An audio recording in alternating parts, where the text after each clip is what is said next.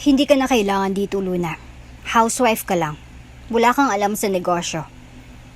Sa isang iglap, ang babaeng nakatatag ng kumpanya ay ibinenta na parang gamit ng sariling mister.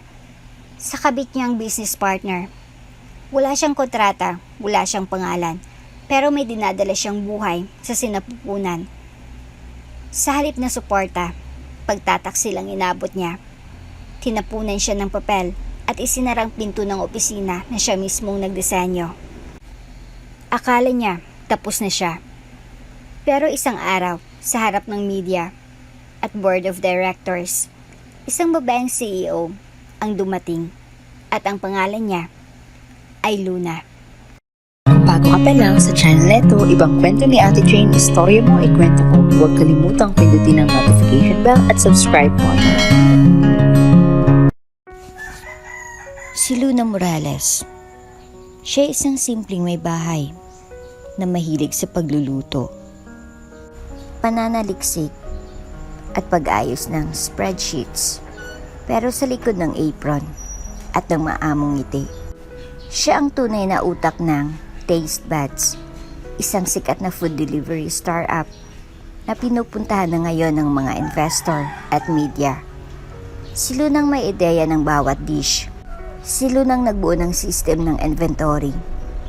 Si Lunang naglagay ng disiplina sa crew, customer service scripts, at maging ang branding ng kumpanya. Mula logo hanggang tagline. Ngunit sa mata ng mundo, ang pangalan lang ni Miko Morales, ang kanyang mister, ang umiikot. Bakit sa kanya mo ipinangalan ng negosyo? Tanong noon ng kaibigan niyang si Carla habang nagkakape sila. Mas madali magpa-register under his name. Tsaka, asawa ko siya. Pareho naman namin ginagawa to. Sagot ni Luna noon, may kasamang ngiti. Wala namang problema kung sino ang nakapangalan. Basta magkasama kami sa pangarap. Hindi niya alam.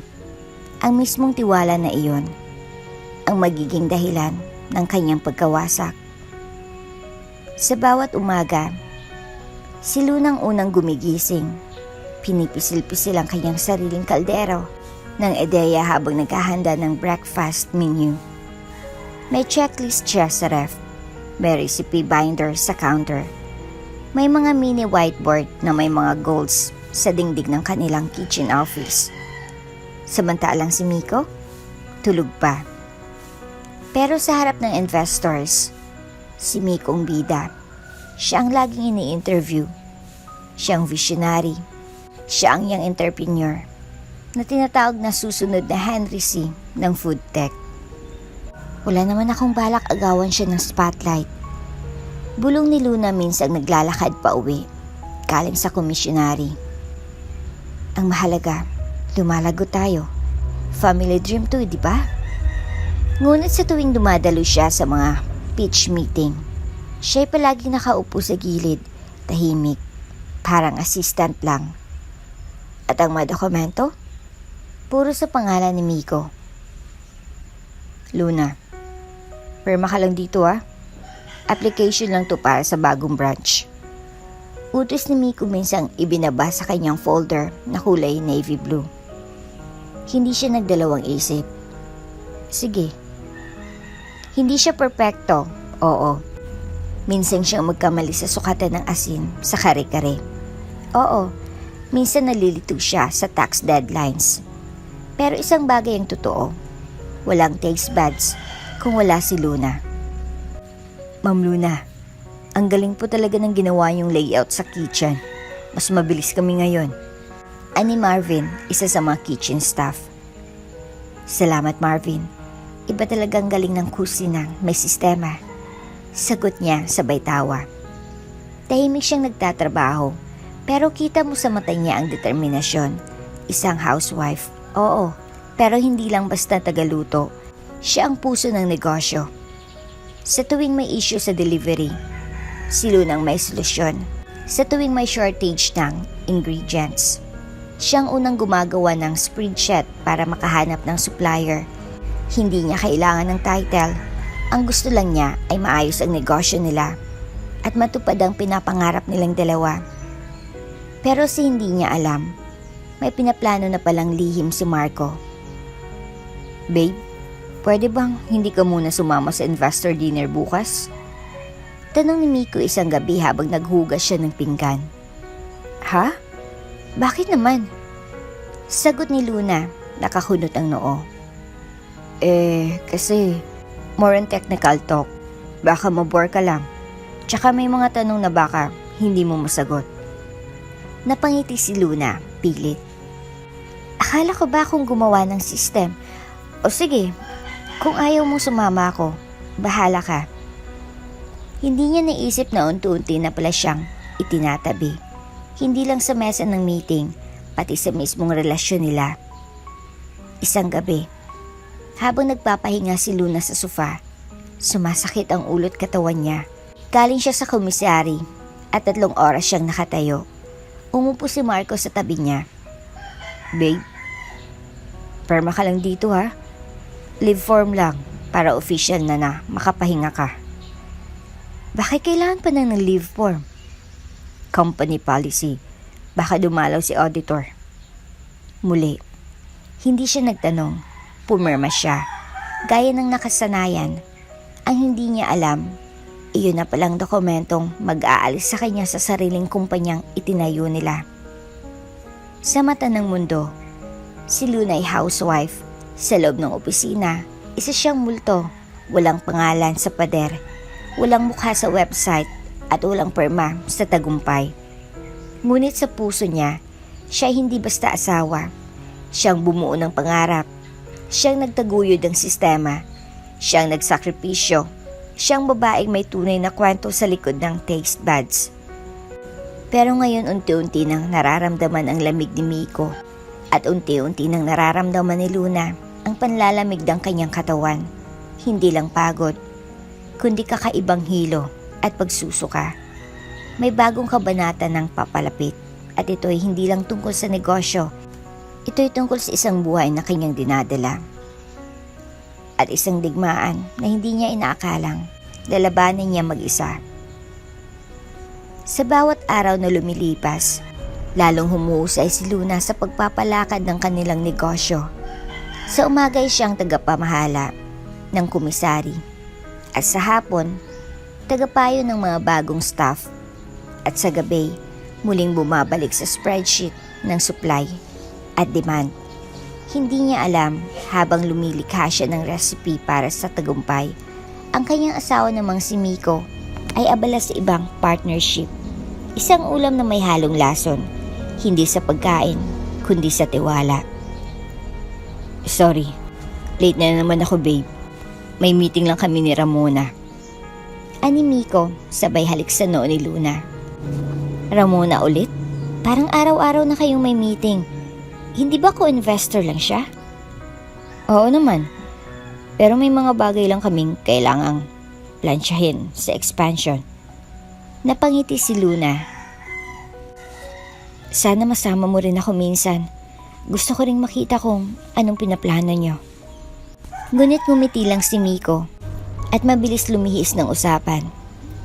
Mamaya, gusto mo mag-order lang tayo ng dinner para makapagpahinga ka na? Akala ni Luna, pagod lang si Miko. Ang hindi niya alam, pagod si Miko sa pagtatago. Sa isang mamahaling hotel sa Ortigas, may nagaganap na meeting na hindi kailanman bahagi ng agenda ng kumpanya. Sa isang suite room, nakasandal si Ramona sa balikat ni Miko habang hawak ang isang tablet. See? Unti-unti na nating nalilipat ang shares mix. Wala siyang kaalam-alam.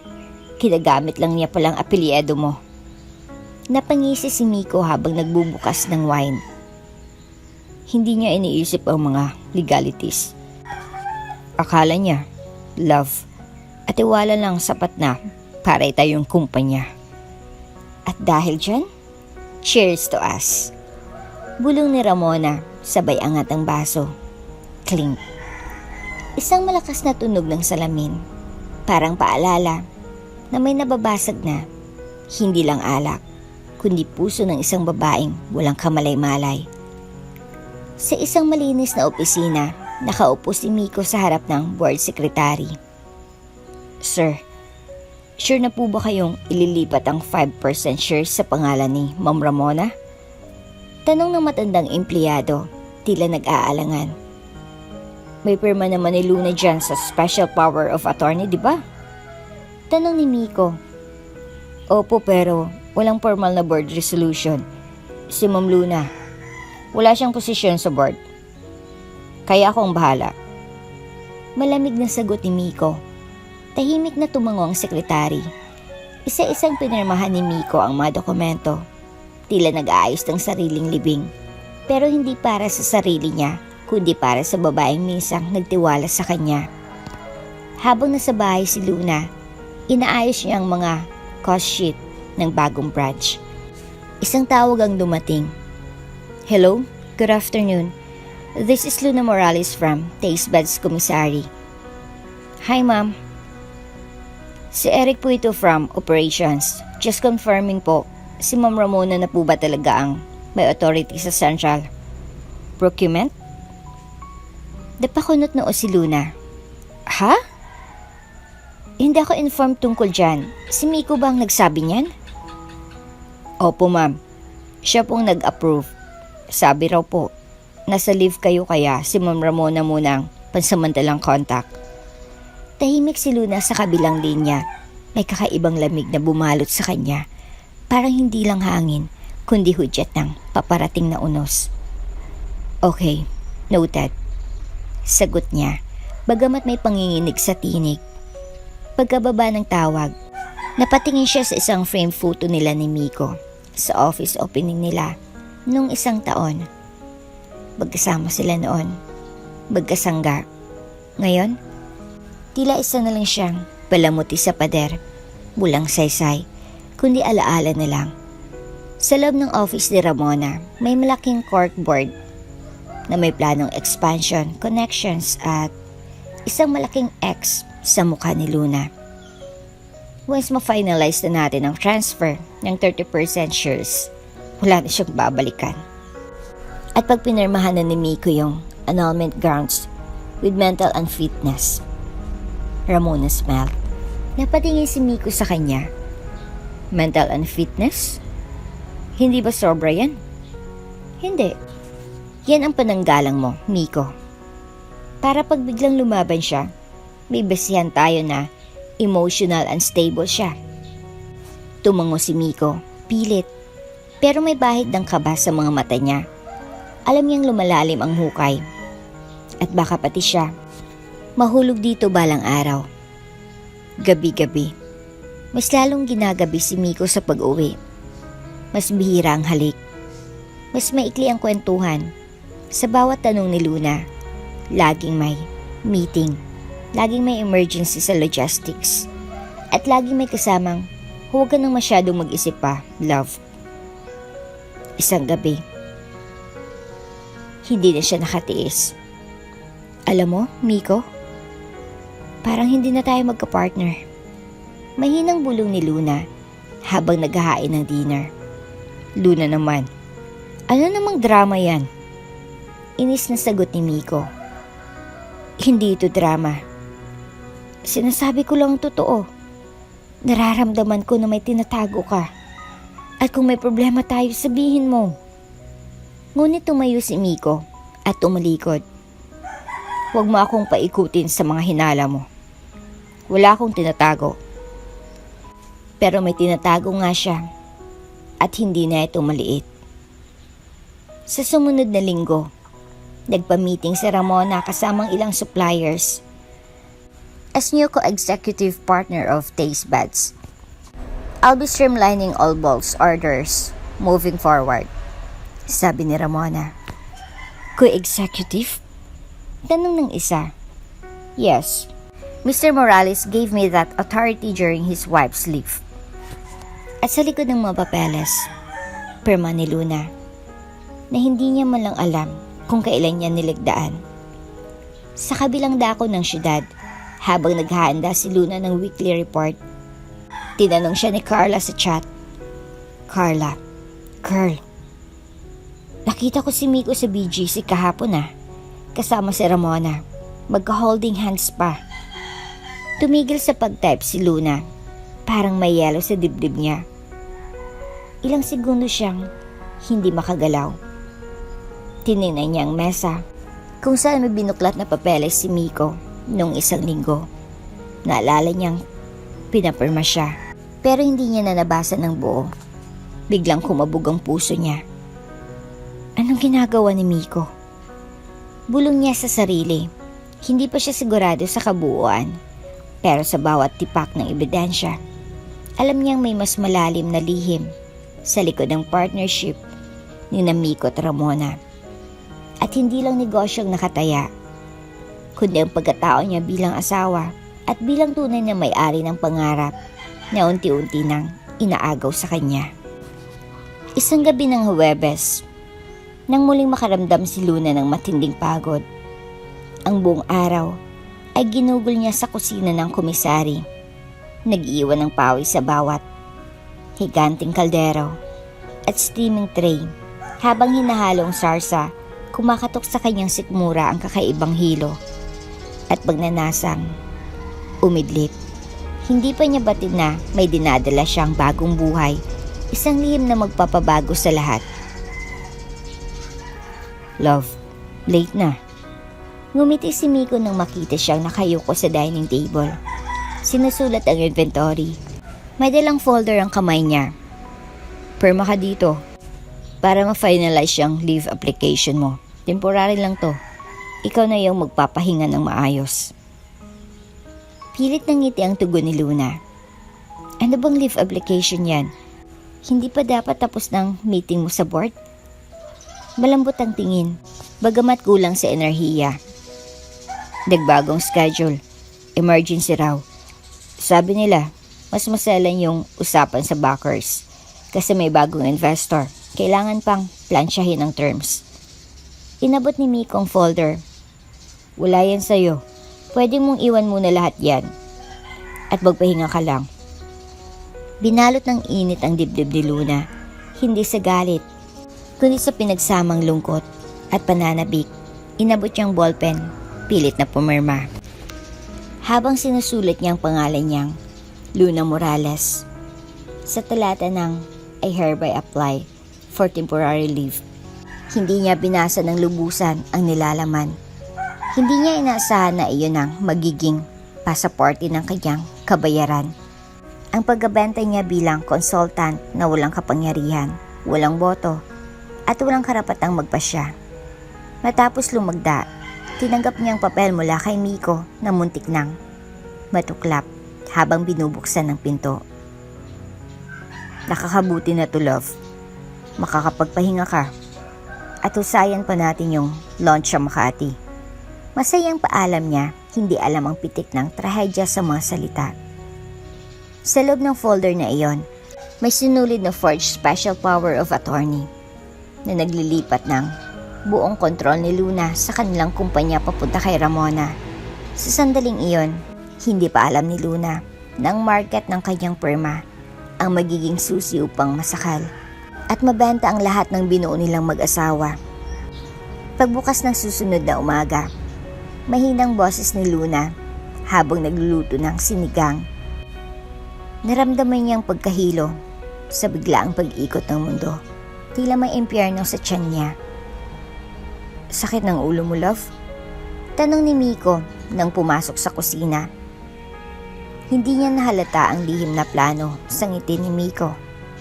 Isang ngiting tagumpay para sa ibang tao, hindi para sa kanya. Medyo. Sagot ni Luna, siguro dahil sa pagod lang. Inilapag niyang mangkok at sinubukang ngumiti. Hindi pinansin ni Miko ang pagkabasa ng mata niya sa kanyang mukha. Okay lang yan. Magpahinga ka after ng breakfast. Ngunit hindi naglaon ay dumating ang tawag galing sa opisina. Isang babaeng hindi kilalang pumunta habang siya'y nag-aaway sa ulan at pagod. Ma'am Luna? Ito po'y galing sa executive assistant. Kailangan po namin ng pirma ni ma'am para sa finalization ng contract as consultant. Hindi po magtatagal. Usapan lang. Dahil nga sa temporary leave, aakyat raw sa kanya ang file ng mahalagang dokumento, pirmado ng espesyal na kapangyarihan niya na hindi niya nabasa ng maigi. Hindi nagtanong pa si Luna na wala ng gana makinig sa buong paliwanag sa kabila ng matinding sakit sa katawan. Sige, dadaling ko pagkatapos kong maghanda ng schedule. Pinirmahan niya muli ang papel, ang kanyang kalasag, at sandaling nais niyang ilaan sa bagong direktiba ng kumpanya. Hindi niya batid na sa bawat paglagda ay pinagtatapon niya ang sarili niyang karapatan. Ilang oras lang ang dumating na ang sulat mula sa law firm ni Ramon at Miko. Notice of Consultancy Agreement. Effective immediately. Ma'am Luna Morales is hereby designated as consultant only with zero executive or voting rights in Taste Buds Incorporation. All previous authority and shares are transferred per SPA dated yesterday's date. Ramona Cuevas, co-owner and chief strategist. Naroon pang pirma ni Ramona at nakadikit ang malalaking watermark at stamp ng notaryo na bigla si Luna. Nangabaw ang kanyang paningin at muntik nang magtagpong lupa't langit sa kanyang harapan. Anong ibig sabihin nito? Bulong niya, hawak ang papel na parang Ferris wheel, bagbubuwal. Anong SPA? Walang malinaw na sagot ang bumalik sa kanya. Nakita niyang mata ni Miko. May natatabing liwanag na para bang apoy ng tagumpay para sa iba. Mabilis na pumunta sa opisina si Luna. Bagaman hinahabol pa ang ulot pagkahilo, napatingin siya sa front desk. Ma'am Luna? Hindi ka naman nakita kahapon. Sabi raw ni Sir Miko, nasa leave ka?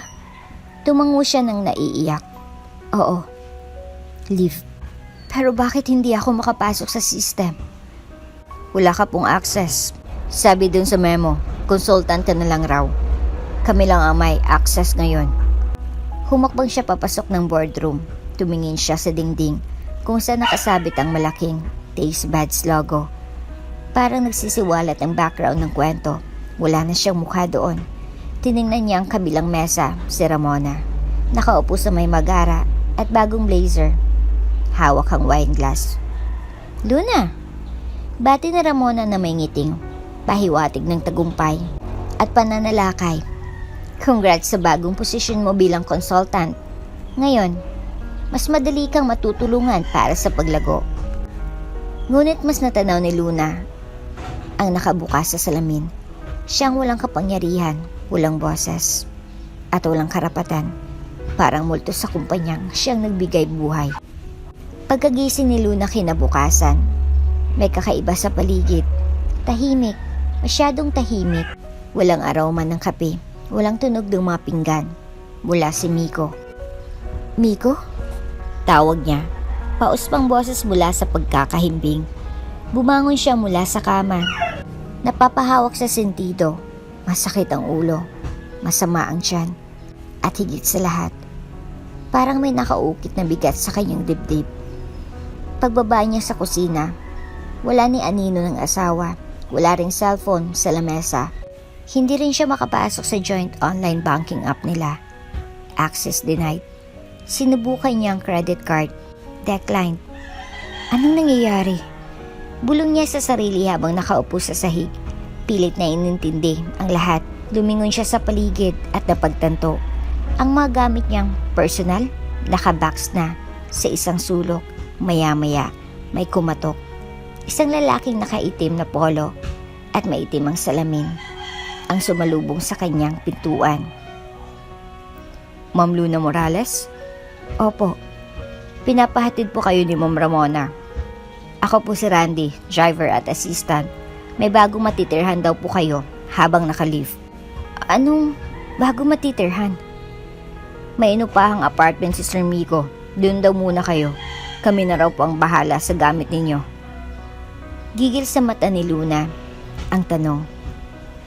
Pero nawalan siya ng lakas para lumaban.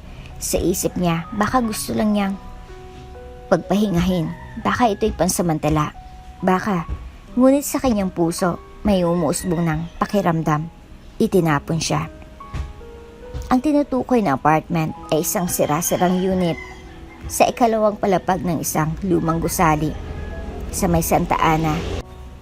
Mababang kisame, may amoy ng gripo at may tagas ng bintana. Malayo sa bahay na kanilang pinag-ipunan noon, malayo sa opisina ng taste buds na may salamin at aircon. Nakatulala lang si Luna sa isang lumang sofa habang pinapanood ang mga lalaki na isa-isang ibinababa ang kahon ng kanyang mga gamit.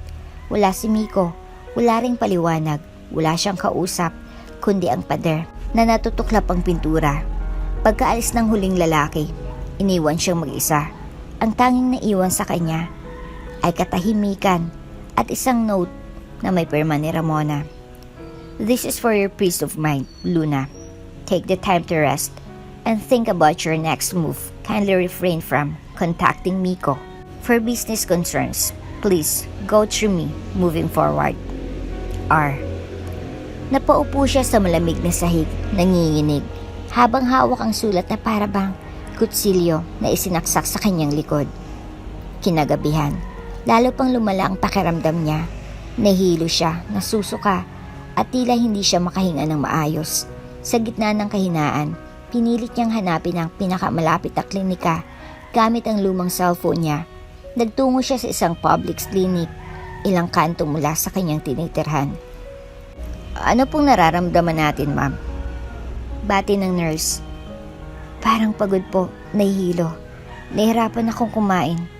May lagdat din po ako siguro. Nagbigay ng initial assessment ang nurse. Sinunukatin siya ng blood pressure. Kinuha ang blood sample at pagkatapos ng halos isang oras na paghihintay, tinawag siya ng doktor. Ma'am Luna Morales? Tumayo siya, halos hindi makalakad sa kaba. Ma'am, buntis po kayo. Tila bumagsak ang buong klinika sa kanya. Parang may pumutok na salamin sa kanyang utak. Bawat salitang buntis ay parang kasabay ng hampas ng alon sa gitna ng bagyo. Buntis po? Opo. Estimated na 3 to 4 weeks. Aware po ba kayo? Hindi siya makasagot. Para siyang pinutulan ng hininga. Hawak ang tiyan. Napaupo siya sa gilid ng kama.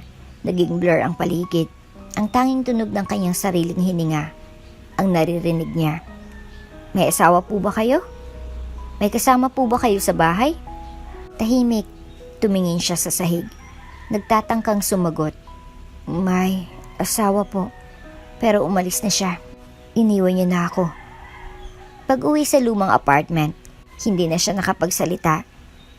Nakahiga siya sa kama na may basag na kutson. Tumitig sa kisame. Hinihimas ang siya na nooy. Wala pang bakas ng buhay. Pero alam niyang naroroon ng isang nilalang. Isang inosenteng saksi sa lahat ng panlilinlang. Hindi lang pala akong binenta. Bulong niya habang unti-unting bumagsak ang luha sa pisngi. Pati ang anak ko, ipinagpalit niya.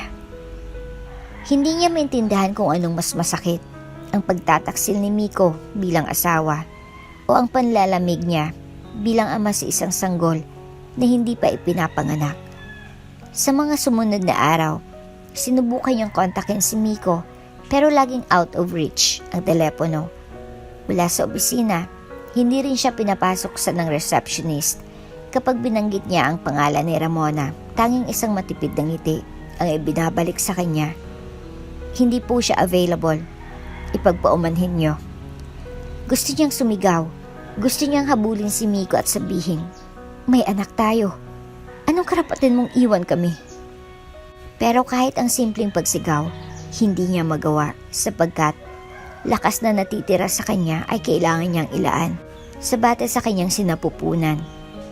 Isang gabi, habang nagpapainit ng lugaw sa lumang kalan, napahawak si Luna sa kanyang tiyan. Sa wakas, may kakaibang pakiramdam siyang bumabalot sa kanyang katawan. Hindi na ito galit, hindi lang ito sakit. Isa itong panibagong lakas na unti-unting lumilitaw mula sa kaibuturan. Ano man ang mangyari, bulong niya. Mahigpit ang pagkakahawak sa sarili. Hindi kita pababayaan. Hindi ko alam kung saan tayo pupunta, kung anong kakainin natin bukas, o kung paano ako babangon. Pero hindi kita iiwan. Sa kabila ng gulo, gumuho ang lahat ng meron siya. Ngunit may isa siyang paninindigan na nanatili. Hindi siya susuko. Ipinagkanulo siya ng taong minahal niya. Pinagtabuyan siya na parang wala siyang abag sa mundong tinutulungan niyang buuin. Pero ang bata sa kanyang sinapupunan ay paalala na may dahilan ng kanyang buhay. Isang paalala na kaya niyang magsimula ulit kahit walang pera, kahit walang pangalan, kahit wala ng titulo. Sa isang bansot na kwarto habang binubuo niya ang lugaw gamit ang lumang 5 pisong panukli. Ipinapangako sa kanyang sarili. Hindi akong nawala. Sila ang nawalan. Sa araw na tuluyang nilisan ni Luna ang lahat, ay hindi planado. Pero para sa kanya, iyon ang tunay na simula. Wala na siyang bank account, wala siyang bahay, wala siyang asawa, at sa harap ng salamin sa maliit na banyo ng lumang apartment, ni pangalan ay parang wala na rin siyang karapatang angkinin. Hindi na siya si Luna Morales, ang babaeng nagpundar ng taste buds. Simula sa araw na ito, siya na si Lea Santos, isang pangalang hinugot niya sa kombinasyon ng paborito niyang libro at ng apelyadong madalas niyang marinig sa palengke. Peke man, pero iyon lang ang natitirang kontrol niya sa buhay niya ngayon. Sumakay siya sa jeep na patungong bayan sa labas ng syudad, isang maliit na komunidad sa lalawigan ng Rizal. Isang lugar kung saan walang makakakilala sa kanya, walang opisina, at higit sa lahat, walang Miko Tramona. Habang nilalakbay niyang malikabukat, mabundok na daan, yakap niya isang backpack na may laman lang na ilang damit, printed sonogram, at 2 pirasong 500 piso. Ang tagumpay ng taste buds ay naiwan sa likod. Ang gusaling pinaghirapan niyang disenyuhan na ngayon ay isa ng simbolo ng pagkakanulo. Pero may isang bagay na hindi nila naagaw. Ang bata sa kanyang sinapupunan. Sa palengke ng San Rafael, isang amoy ng bagong prito at putik ang sumalubong sa kanya. Wala siya roong kakilala, pero may isang mukha na matagal niya nang natatandaan, si Aling Bebang. Bebang's Kakanin. Nakasulat sa karatula ng maliit na pwesto. Matanda na si Bebang, pero alerto pa rin ang mga mata. Mabilis pa rin gumalaw ang kamay sa pagbebenta ng kutsinta, sapin-sapin at suman. Natatandaan pa ni Luna kung paano siya minsang tumulong dito bilang estudyante sa outreach program noong kolehiyo. Aling Bebang? May hinang tawag niya habang nagtatago ang mukha sa ilalim ng sombrero. Uy, Luna? Tanong ng matanda matapos siyang ipakilala ang sarili. Parang familiar ka. Ngunit ngumiti lang si Luna. Marami na po kasing taon. Tumaba na po ng konti. Hindi na nagtanong pa si Aling Bebang nang masilip ang kanyang kalagayan. Pale, payat, at tila pasan ng buong mundo. Agad siyang inalok ng pansamantalang kwarto sa likod ng tindahan, isang maliit na silid na may kutson, tabing na kortina at lumang electric fan. May anak ako sa Maynila, doon nakatira, pero OFW. Dito ka muna, wala ka bang pamilya? Wala po. Wala pong may alam kung nasan ako ngayon at sana manatiling ganon. Tahimik na tumango si Aling Bebang. Hindi na kailangang itanong pa ang kwento. Kinabukasan, bitbit ang ilang papel ng resume na walang nakalagay kundi ang pangalang Lea Santos. Tumungo si Luna sa ilang kainan sa tabi ng palengke. Wala siyang karangalan dito, walang titulong founder o consultant. Ang dala lang niya ay lakas ng loob. Sa ikatlong karinderya na inaplayan, isang babaeng may masungit na mukha ang tumanggap ng papel niya. Dishwasher lang ang opening. Kayang-kaya mo ba yan? Kayang-kaya po. Sanay po ako sa trabaho sa kusina. Kahit anong ipagawa, tatanggapin ko. Tininan siya mula ulo hanggang paa. Tiningnan ng pawis. Ang nangingitim na kuko. Ang kalmadong boses. Sige, subukan ka namin. Wala pang sahod sa unang linggo. Tingnan muna namin kung marunong ka. Walang problema po. Ang unang araw sa trabaho ay tila sampal sa dating mundo ni Luna mula sa pagiging decision maker ng isang food empire. Ngayon siya ang naghugas ng platong may natirang sinigang, nagbubunot ng sahig na may mantika, nagbubuhat ng lalagyan ng kaldereta na halos kasing bigat ng dibdib niya. Leia, bilisan mo, ang daming mga tao sa labas. Sigaw ng head cook. Opo, sagot niya habang pinupunasan ang basang sahig. Walang aircon, walang perks, walang respeto, pero para sa kanya, ito ang unang hakbang ng tunay na paglaya. Sa gabi, umuuwi siya kay Aling Bebang na laging may mainit na sabaw at kwento tungkol sa mga artista sa radyo. Hindi mo kailangang sabihin sa akin ang buong kwento, iha. Ani Bebang minsang naupo sa tabi niya. Pero nakita ko na yung tingin mo. Tingin ng babaeng may sugat pero ayaw mamatay. Napaluha si Luna, tahimik. Parang may lumalambot sa kanyang dibdib sa unang pagkakataon matapos ang mga linggong punong-puno ng sakit. Sa sumunod na mga linggo, naging bahagi ng bagong mundo si Leia Santos. Sa palengke, isa siyang tahimik na babaeng naglalakad araw-araw, bitbit ang isang plastik ng tinapay at sabaw para kay Aling Bebang. Sa karinderya, siyang pinakamasipag na dishwasher. Walang reklamo, walang tanong. Pero tuwing gabi, habang hawak ang lumang tablet na iniwan sa kanya ng isang matandang kapitbahay, tiningnan niya ang mga luma niyang files, mga recipe, inventory charts, marketing plans. Hindi pa siya handang bumalik. Pero hindi rin siya handang kalimutan kung sino talaga siya. Sa katahimikan ng probinsya, habang himbing na ang mundo, bumubuo si Luna ng panibagong plano, isang plano para muling buuin ang sarili. Hindi ako forever na si Leia Santos. Isang araw, maririnig nila ulit ang pangalang Luna. At sa gabing iyon, habang kinakausap ang batang nasa sinapupunan niya, isang pangakong nabuo. Hindi tayo mananatiling ganito. Hindi ako titigil hanggang mapatunayan kong may halaga ako. Higit pa sa pagkakanulo nila, ang bawat patak ng tubig mula sa gripo ng karenderyang kanyang pinagtatrabahuhan ay tila musika sa tenga ni Leia Santos. Ang pangalang patuloy niyang pinanghawakan habang si Luna ay patuloy niyang ibinabaon sa lumipas na buhay. Araw-araw, 4 a.m. gising na siya. Maghugas ng platong may nanikit na kanin, maglilinis ng kalan. Minsan ay isusukan ng katawan niya ang almusal dahil sa paglilihi. Pero hindi siya magpapahinga sapagkat bawat piraso ng kanyang barya na ibinubulsa niya ay isang hakbang patungo sa pangarap niyang makabangon. At sa maliit na alkansyang lata ng gatas sa ilalim ng kanyang banig, unti-unti niyang binibilang ang pag-asa. Isang araw ng linggo habang namimili ng luya at ang palaya para kay Aling Bebang, may nakita siyang poster sa labas ng barangay hall. Tech Mama, libreng tech at business skills, training for single mothers and housewives. Mag-apply na, 10 slots ang bawat batch. Napatigil siya, parang may humila sa kanyang mga mata. Parang sinampal siya ng pagkakataon. Para sa mga nanay. Gusto magnegosyo, libre. Gulong niya sa sarili. Tila may kumislot sa kanyang dibdib, isang matagal nang nakalimutang damdamin, pag-asa. Hindi siya nag-atubili. Kinabukasan, habang nakasuot ng pinakamatinong polo at may mahinang lipsticks na hiniram kay Aling Bebang, nagtungo siya sa covered court kung saan idinaos ang orientation.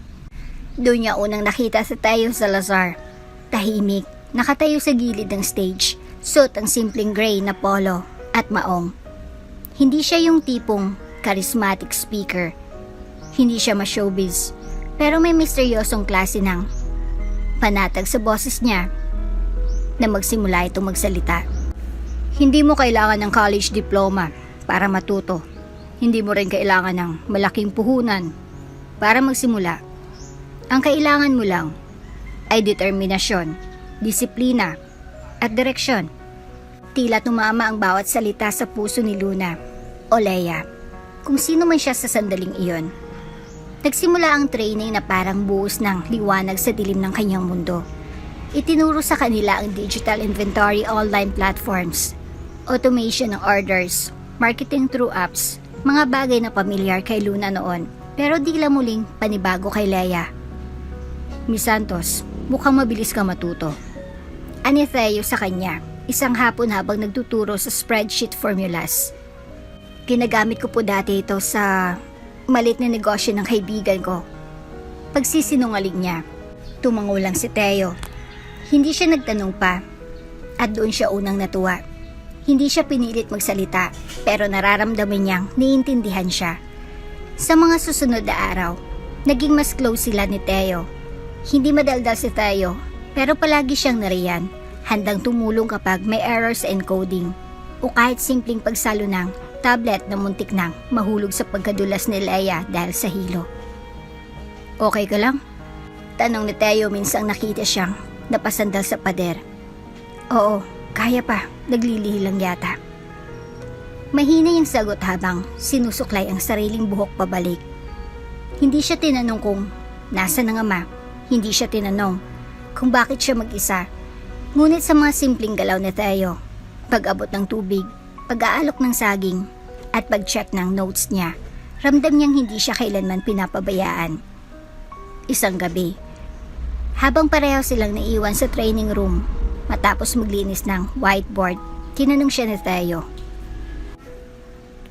Bakit gusto mong matutong muli sa tech? Hindi naman lahat dito seryoso eh. Ikaw, halatang determinado ka.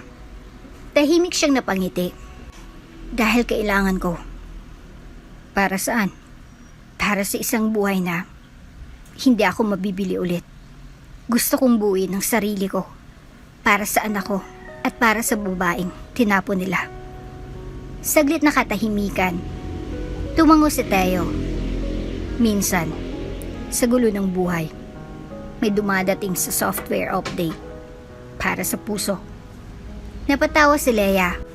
Unang tawa niya ng buong puso matapos ang ilang buwan. Nang dumating ang proyekto kung saan kailangan nilang gumawa ng app prototype, hindi nagdalawang isip si Leia. May ideya ako. Aniya sa grupo. Lumapit si Theo. Sabihin mo, inventory system, pero simple, user-friendly, para sa karinderya. Yung kayang-kaya kahit ni Aling Bebang sa palengke, pwede rin sa mga food stall. Dati ko na tong gustong gawin. Ngayon lang ulit ako nagkaroon ng lakas ng loob. Gawin natin. Sagot ni Theo. At mula sa isang lumang ideya sa loob ng isip ni Luna, na minsang itinayo sa taste buds na buang kusina tech. Bawat gabi, habang iba'y nag-aasikaso ng pamilya, sina Leia at Theo ay gumagawa ng layout ng app sa lumang laptop na hiram sa LGU. Isa-isang pinupunan nilang system, track ng ingredients, auto-alert para sa stocks, sales record kahit walang internet. Simpleng design, parang calculator lang ang itsura. Minsang napahawak si Theo sa kamay niya habang sabay silang nag-edit ng form.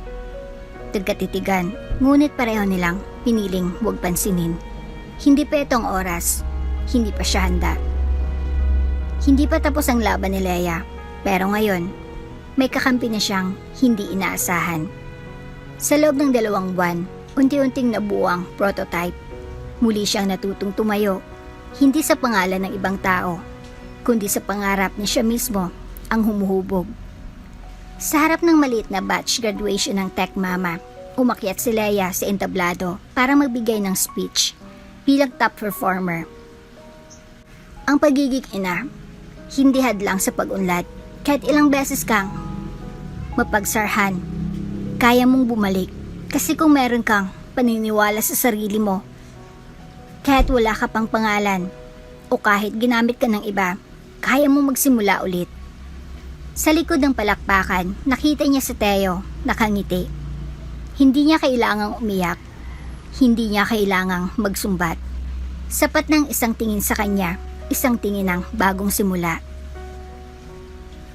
Hindi akalain ni Leia na minsang si Luna Morales na ang paglalagay ng asin sa tamang timbang at pag-track ng toyo sa maliit na karinderya ang magiging simula ng isang makabagong software na magbabalik sa kanya sa mundo na minsang tinanggihan siya.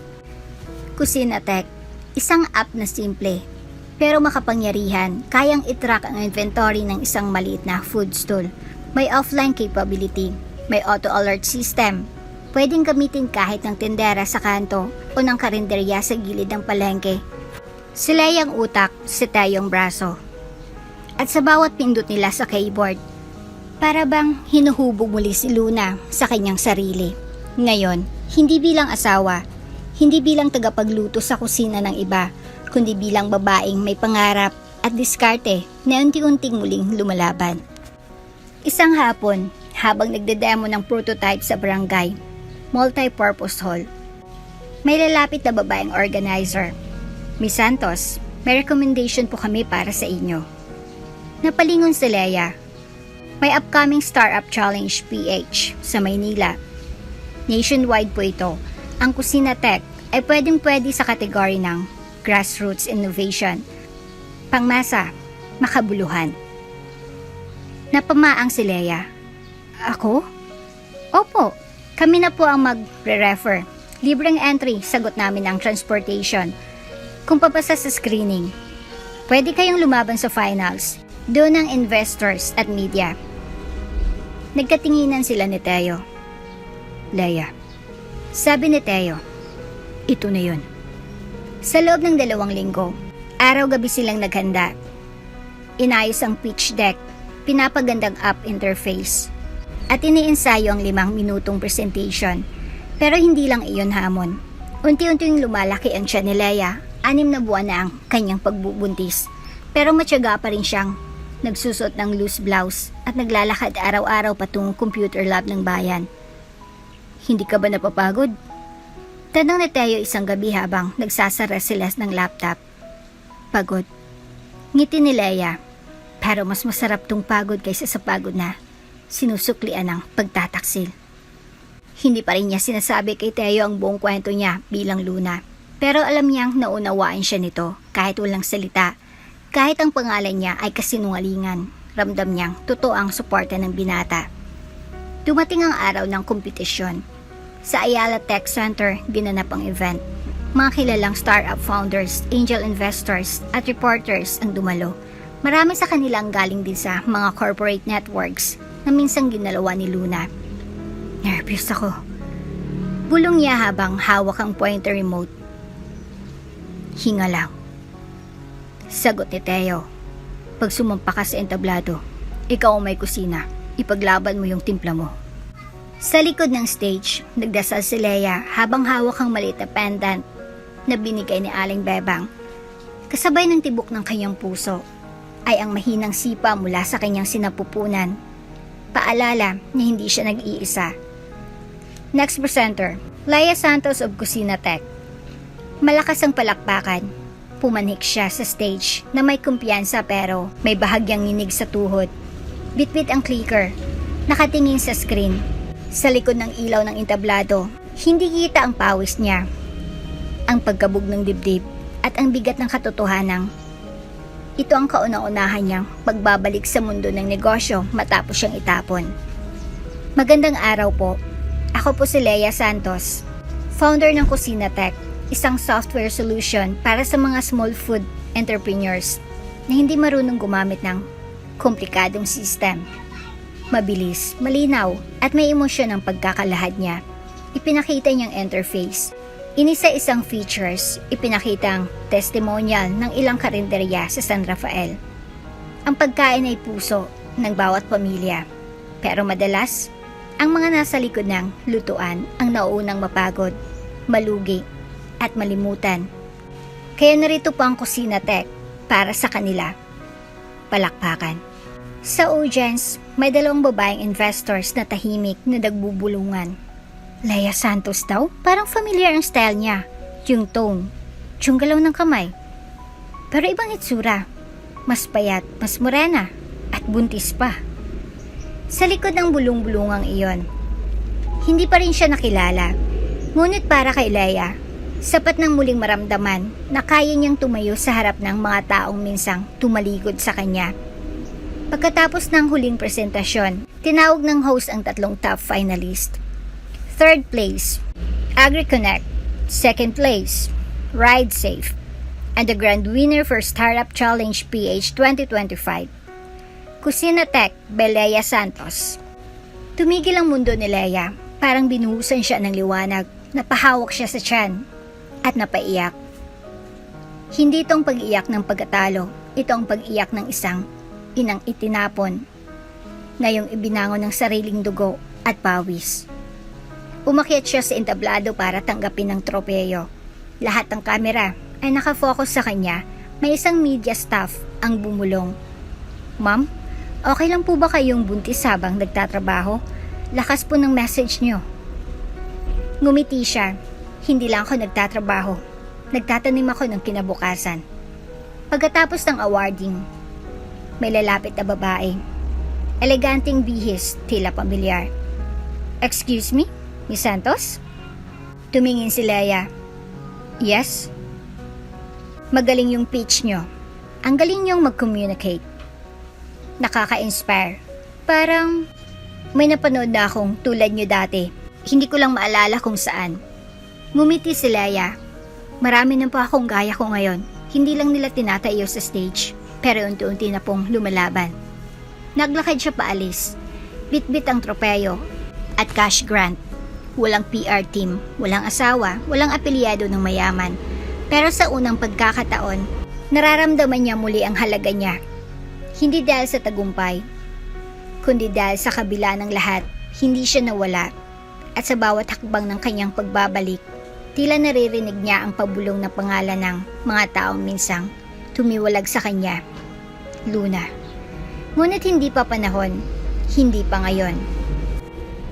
Ang liwanag ng entablado ay tumatak sa bawat sulok ng kanyang alaala. Hindi iyon basta spotlight, iyon ang unang liwanag na muling tumama sa isang babaeng minsang tinabunan ng dilim. Bilang Leia Santos, hindi siyang dating Luna na nakasuot ng corporate dress, may makeup, at naka-high heels sa boardroom. Ngayon, naka-loose linen dress siya, walang pulbo, at may bitbit na mas malaking dahilan para lumaban. Ang batang dinadala niya sa sinapupunan. At kahit walang makakakilala sa kanya, ramdam niyang may nakatingin. Matapos ang kanyang pagkapanalo sa Startup Challenge PH, bumuhos ang media interest. Sa loob ng ilang araw, may mga feature articles na lumabas. Buntis na ina, nagwagi sa tech competition. Leia Santos, babaeng may kusina at katalinuhan. From dishwasher to developer, ang kwento ni Kusina Tech. Isa sa mga headlines ang nakarating sa mga board member ng Taste Buds. Sa isang opisina sa BGC, hawak ni Ramon ang tablet habang nagkakape. Nakakunot ang noo niya habang tinitingnan ang litrato ng babaeng may hawak na tropeyo, nakangiti sa kamera. Leia Santos. Bulong niya. Bakit parang... Nag-zoom in siya sa mata, may hugis, may init, may galaw na hindi niya malilimutan. Mata ni Luna. Tinawagan niya agad si Miko. Miko, may kailangan kang makita. Mag-login ka sa business news portal. Search mo ang Kusina Tech. Bakit? Dali na, tingin ko nabubuhay ang multo ng nakaraan mo. Samantala, sa kabilang panig ng syudad, si Leia ay tahimik na bumalik sa palengke ng San Rafael. Bitbit ang tropeyo. Nilagay niya ito sa maliit na estante ng karinderya kung saan siya minsang naghugas ng pinggan. Nagpalakpakan ng mga tindera at kapitbahay. Si Aling Bebang ay lumapit na may hawak na kalamay at sabaw. Ito ang paborito ng mga kampyon. Ani ng matanda. Proud ako sa iyo, Iya. Sabi ko na, hindi ka ordinaryong babae. Ngumiti si Leia, pero sa kaloob-looban niya, may bumabalik na takot. Paano kung makilala niya siya? Paano kung hanapin siya ni Miko at Ramona, unang kumpanyang pinagkaitan siya ng pangalan? Pero wala siyang oras para matakot sapagkat ilang araw matapos ang event, natanggap niya ang isang sulat. Congratulations! You have been selected to join the PH Tech Expo as a guest presenter for Grassroots Innovation. Date March 17. Location World Trade Convention Center, OGENS.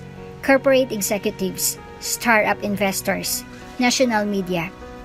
Tila kumislot ang lupa sa ilalim ng kanyang mga paa. World Trade. Ang huling pagkakataon na nandoon siya, kasama niya si Miko, si Ramona rin noon. Siyang tagapagsalita sa booth ng taste buds habang ang dalawa ay abalang nakangiti sa media. Ngayong taon, siya ulit ang nasa entablado pero mag-isa. Dumating ang araw ng expo. Habang sinusuklay ni Leia ang buhok niya sa loob ng dressing room, may bahid ng kaba sa bawat hininga. 7 buwan na siyang buntis. Bumabagal ang paglakad, ngunit mas lalong tumitibay ang loob niya nang umakyat siya sa stage para i-demo ang kusina tech. Sa mas malaking audience, naramdaman niya agad ang tensyon. Nandun sa unang hilera, si Ramona. Nakaitim, elegante, malamig ang tingin. Sa tabi nito, si Miko, tahimik, ngunit hindi mapakali. Tumigil saglit si Leia sa harap ng mikropono. Tila humigpit ang hawak niya sa clicker. Ngunit hindi siya natinag, hindi siya umalis, hindi siya tumakbo. Ngumiti siya. Magandang umaga. Ako po si Leia Santos, founder ng Kusina Tech. Isa akong simpleng ina, dating dishwasher, at ngayon, isa ng innovator para sa mga ina ng karinderya. Napatingin si Ramona kay Miko. Hindi ko alam na nakakapagsalita ulit ang multo mo. Bulong ni Ramona. Ngunit habang nagpe-present si Leia, habang lumilitaw sa screen ang mga feature ng Kusina Tech, habang pinapalakpakan siya ng audience, isang tanong ang umuukit sa isip ni Ramona. Paano niya nagawang bumalik? Pagkatapos ng talk, bumaba si Leia sa stage para sumagot ng tanong sa open forum. Pero bago pa siya makarating sa lounge, may humarang sa kanya. Si Ramona. Leia Santos, no? Magaling ka. Ang galing mong magkunwaring iba ka. Ngumiti si Leia pero hindi si Leia ang ngumiti. Si Lunang bumalik sa mga mata niya. Pasensya na, miss? Ramona Cuevas. May dating kumpanya lang akong hawak. Baka hindi mo nakilala. Kilala ko. Ang tanong, naalala mo ba ako? Halos lumabas sa labi ni Ramona ang pangalan niyang Luna. Pero pinigilan niya. Maraming media, maraming mata. Hindi pa itong tamang oras. Ngumiti si Leia. Mag-ingat ka, Miss Cuevas. Ang mundo ay bilog. Tumalikod si Leia, bitbit ang folders, dalang anak sa sinapupunan, at may lakad na mas buo ang loob. Hindi niya kailangang sumigaw, hindi niya kailangang manumbat. Sa katahimikan niya, naramdaman ni Ramon ang dagundong ng kanyang pagbabalik. Sa labas ng convention center, tumawag agad si Ramona sa kanilang corporate lawyer. Hanapin mo kung sino talaga si Leia Santos. E-check ang records, address, background. Hindi ako papayag na multo lang siya sa paligid. Gusto ko ng ebidensya. Sa kabilang linya, may tahimik na boses. Ramona, kung siya nga si Luna, delikado tayo. May karapatan siya. May nilabag si Miko. May ebidensyang pwedeng bumalik sa kanya. Nabagsak si Ramona ng phone sa mesa. Sa unang pagkakataon matapos ng ilang buwan, nakaramdam siya ng takot.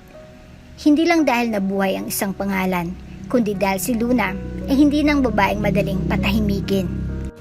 Sa bawat hakbang ni Leia sa malawak na convention hall ng Tech Innovation Expo, ramdam niyang bigat ng bawat pag-akyat ng paa sa labas. Isa siyang buntis na innovator na may bagong pangalan, pero sa loob, sa puso niyang patuloy na nilapnos ng kahapon. Isa pa rin siyang babaeng ipinagkanulo, at ngayon babalik siya, hindi para gumanti, kundi para iparamdam na hindi siya kailanman nawala. Lumingon siya sa paligid. Ilang executive ang bumabati, ilang negosyante ang kumakamay, pero sa dulo ng main aisle, isang pares ng matang hindi kailanman nagbago ang titig sa kanya. Si Ramona. Malamig ang titig, tahimik ang galit. Kitang-kita sa kanyang mga mata ang pagkagulat, ang pag-aalinlangan, at higit sa lahat, ang takot. Ramdam ni Leia ang panunukat ng tingin ni Ramona. Parang tinatansya nito kung totoo bang ang babaeng nasa harap niya ay ang parehong babaeng minsang tinapunan nila ng papel at isinara sa opisinang pinto. Ngunit hindi na itong parehong Luna na nagpapaubaya. Hindi na siyang babaeng walang perma. Ngayon, siya ng babaeng may hawak sa sariling pangalan, kahit pa ito'y hindi tunay. Leia Santos.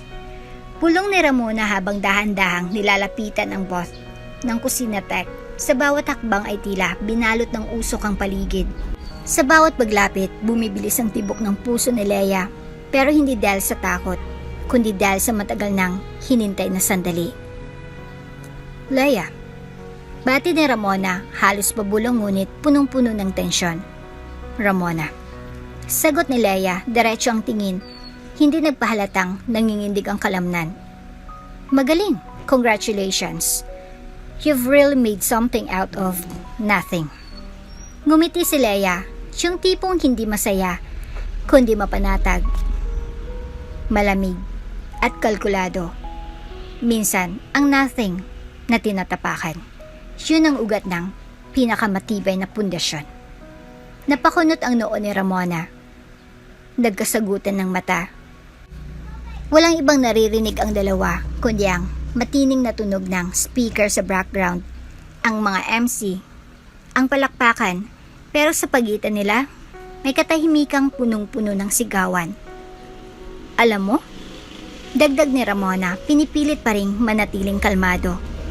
You remind me of someone, matigas ang loob, matalino, ambisyosa, pero minsan, ang ganong klase ng babae, nakakalimot kung sinong dapat nilang pakisamahan. Baka naalala mo lang ang sarili mo. Balik ni Leia habang pinupunasan ng screen ng tablet sa mesa ng kusina tech. Tahimik si Ramona sa ilang segundo. Hindi na siya sigurado kung bluff lang ba ang lahat, pero hindi niya rin mapigilan ang paninindig ng balahibo niya sa ilalim ng kanyang mamahaling blazer. Muling tumitig kay Leia at doon niya nakita ang hindi matatakasan ang mga mata ni Luna. Maya-maya, dumating si Theo, may hawak na tubig para kay Leia. Everything okay here? Tanong niya kay Leia. Ngumiti si Leia at kinuha ang tubig. All good. Just catching up with someone from the past. Ramdam na Theo ang tensyon. Tinapit niya si Leia sa balikat bago lumayo ng konti, pero hindi nawala ng tingin kay Ramona, na ngaya'y bahagyang lumingon at tinitimbang ang lalaking kasama ni Leia. Kaibigan? Tanong ni Ramona. Kaagapay. Sagot ni Leia, may diin. Walang panlalamang, walang bentahan. Tumawa si Ramona, isang matinis na tawa na pilit. You really haven't changed, Luna. Tahimik si Leia. Hindi niya inamin, hindi niya itinanggi. At sa pagtagal ng katahimikan, tila bumulong ang hangin sa paligid. Hindi pa tapos. Pagkaalis ni Ramona, lumapit si Theo. Kilala mo siya, di ba? Hindi na nagkunwari si Leia, tumango siya. Ramona Cuevas, isa sa mga taong sumira sa akin. Nagulat si Theo, pero hindi siya nagsalita agad. Hindi siya nagtanong. Pumiling lang siya at hinawakan ang kamay ni Leia. Wala kang kailangang patunayan sa kanila. Pero kung pipiliin mong lumaban, nariyan ako. Napatitig si Leia sa kanya at sa unang pagkakataon, hindi niya naramdaman na nag-iisa siya. Sa kabilang bahagi ng expo hall, tahimik na tinawagan ni Ramona si Miko. Confirmed. Siya nga, si Luna. Imposible. Bakit hindi mo agad sinabi? Wala akong ebidensya, pero Miko, kilala ko yung mata niya. At kung totoo nga, nakakatakot na bumalik si Luna. Mas matapang, mas matalino, at mas may bala. Tahimik si Miko sa kabilang linya. Sa wakas, natigilan siya sa iniwang multo ng nakaraan. Hindi na nila kayang baliwalain ang panganib. Hindi na si Luna ang babae na anino. Ngayon, si Leia Santos ay nasa liwanag. At kung hindi sila kikilos, baka mawala sa kanila ang lahat ng ninakaw nila. Samantala, si Leia ay muling humarap sa salamin ng dressing room. Pinagmasdan ng sarili. Malaki ang tiyan, ngunit mas buo na ang loob. Hindi pa tapos ang laban. Wala pang formal na galawan. Pero sa unang salpukan pa lang, tumama na ang unang putok. Hindi mo ako kilala, Ramona. Bulong niya. Pero makikilala mo ako muli, hindi bilang asawa ni Miko, kundi bilang sarili kong pangalan. Mula sa katahimikan ng bagong buhay, Isang tawag ang yumanig sa kalmadong daigdig ni Leia Santos. Isang email na may subject line na, "Regarding taste buds, we need to talk. Arman." Hindi niya agad binuksan. Matagal siyang nakatitig sa screen, parang binubuksan ang sugat na pilit niyang tinakpan ng bagong pangalan, bagong misyon, bagong pamilya. Pagkabukas niya ng mensahe, iis ang laman. "Ako si Arman Del Rosario, dating senior accountant ng Taste Buds. Gusto ko sanang magpakita. Hindi ko na kayang dalhin ang bigat ng konsensya. May hawak akong ebidensyang matagal nang itinago. Kayo lang ang tunay na may-ari." Napasinghap si Leia. Sa isang iglap, binalik siya ng mensahe sa pinanggalingan niyang bangungot. Pero ngayon, dala-dala niya na ang lakas ng kaalaman at ang matinding pagnanasa para sa katarungan. Sa isang lumang coffee shop sa Quezon City, tahimik siyang dumating, nakakap, at may scarf na nakatabing sa bandang baba. Hindi para magtago, kundi para manatiling kontrolado ang laban. Nandoon na si Arman, hindi na siya executive looking, nakasuot ng lumang polo, may eye bags at may dalang makapal na envelope. "Miss Leia?" Tumango siya, pero sa tingin ko, alam mong hindi lang ako si Leia. Tumango si Arman, nanginginig ang labi. "Hindi ko po kayo nalimutan, Ma'am Luna. Alam ko pong kayo ang nagtayo ng Taste Buds. Kayo ang naglatag ng sistema. Kayo ang tunay na founder." Hindi sumagot si Luna.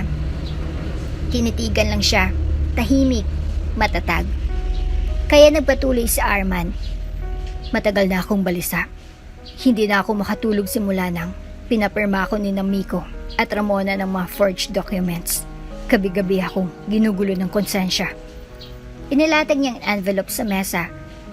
"Ang mga ito po, ang original version ng board resolutions, stock transfer papers, at ang memo ng special power of attorney na ginamit nila habang kayo'y buntis." Dahan-dahang binuklat ni Luna ang mga papel. Nakita niyang sarili niyang pirma, pero mali ang petsa. Mali ang formalidad, at higit sa lahat, wala siyang kamalay-malay noon. Sa laman ng mga pinirmahan niya, "Ako po ang nag-file at nagbasa ng mga ito sa SEC, pero hindi ko na kinaya.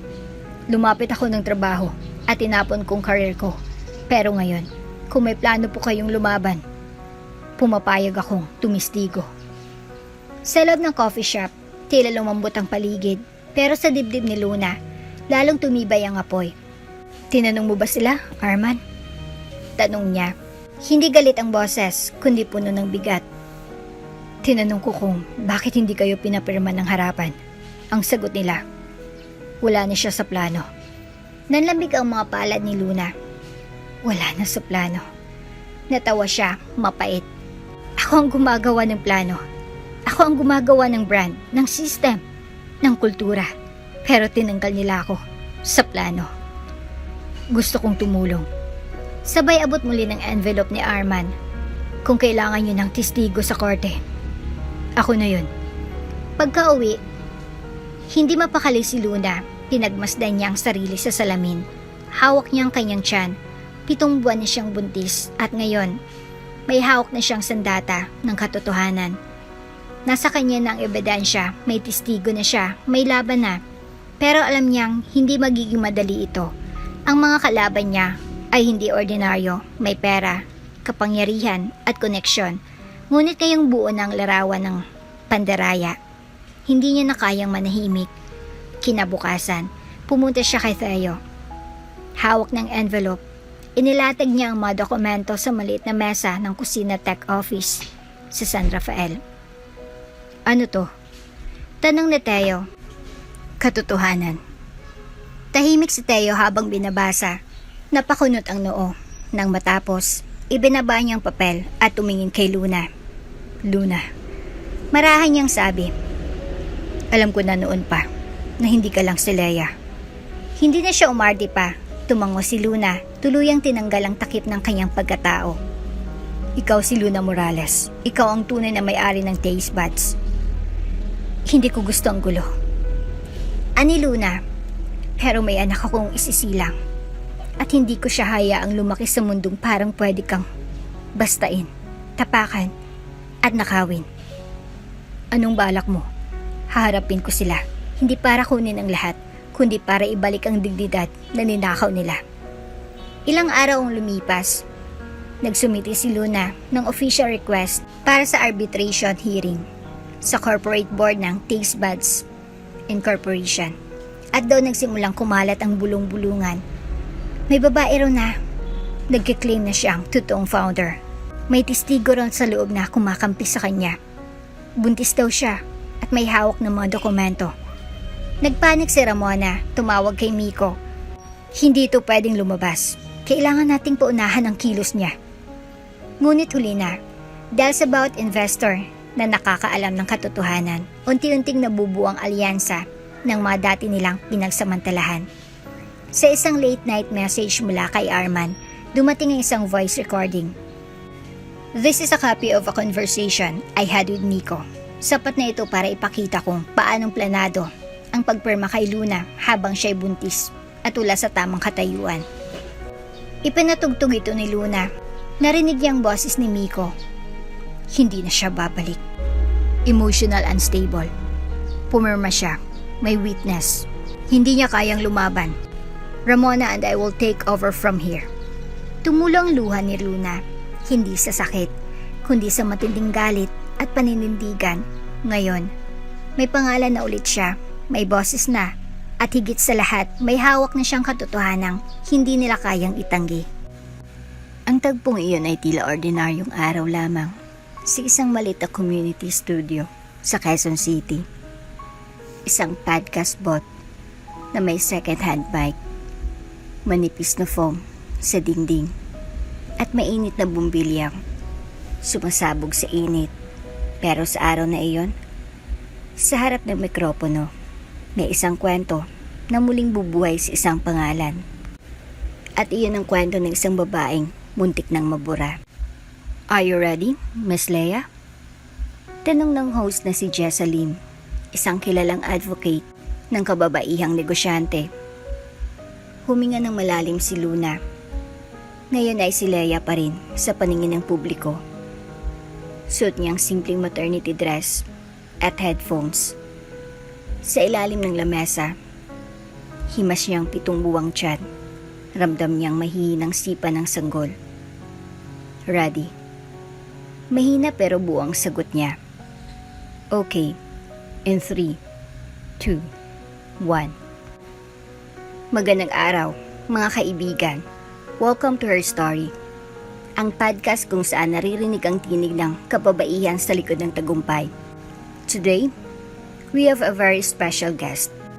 A woman who created a tech solution not from a corporate lab, but from the heat of a humble kitchen.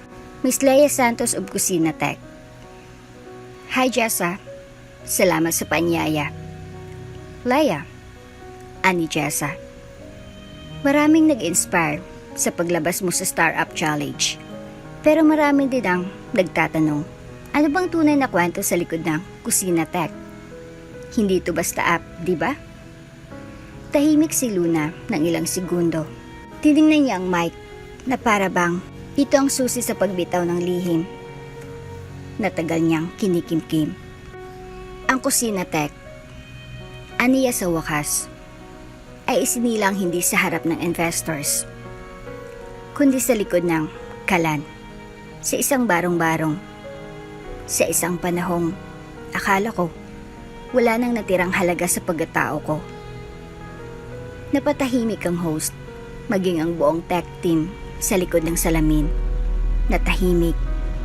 Sa tinig ni Leia, may bigat, hindi pilit, hindi script, kundi totoo. Pwede mo ba kaming dalhin doon, Leia? Tanong ni Jessa. At doon, nagsimulang magbukas si Luna. Dati, may asawa ko. Para namang sinimula ng isang maliit na food business. Ako ang utak. Ako ang nagdisenyo ng sistema, ng recipes, ng inventory. Pero dahil mas madali raw para sa registration, lahat ng pangalan ay sa kanya. Kilala mo naman ang mga babae. Hindi tayo palaba noon. Tiwala ang puhunan. Akala ko sapat ng pagiging magkasama. Napahigpit ang hawak niya sa headset. Hanggang isang araw, ginising na lang ako ng katotohanang binenta ako, hindi bilang asset, hindi bilang partner, kundi bilang isang bagay na wala ng silbi.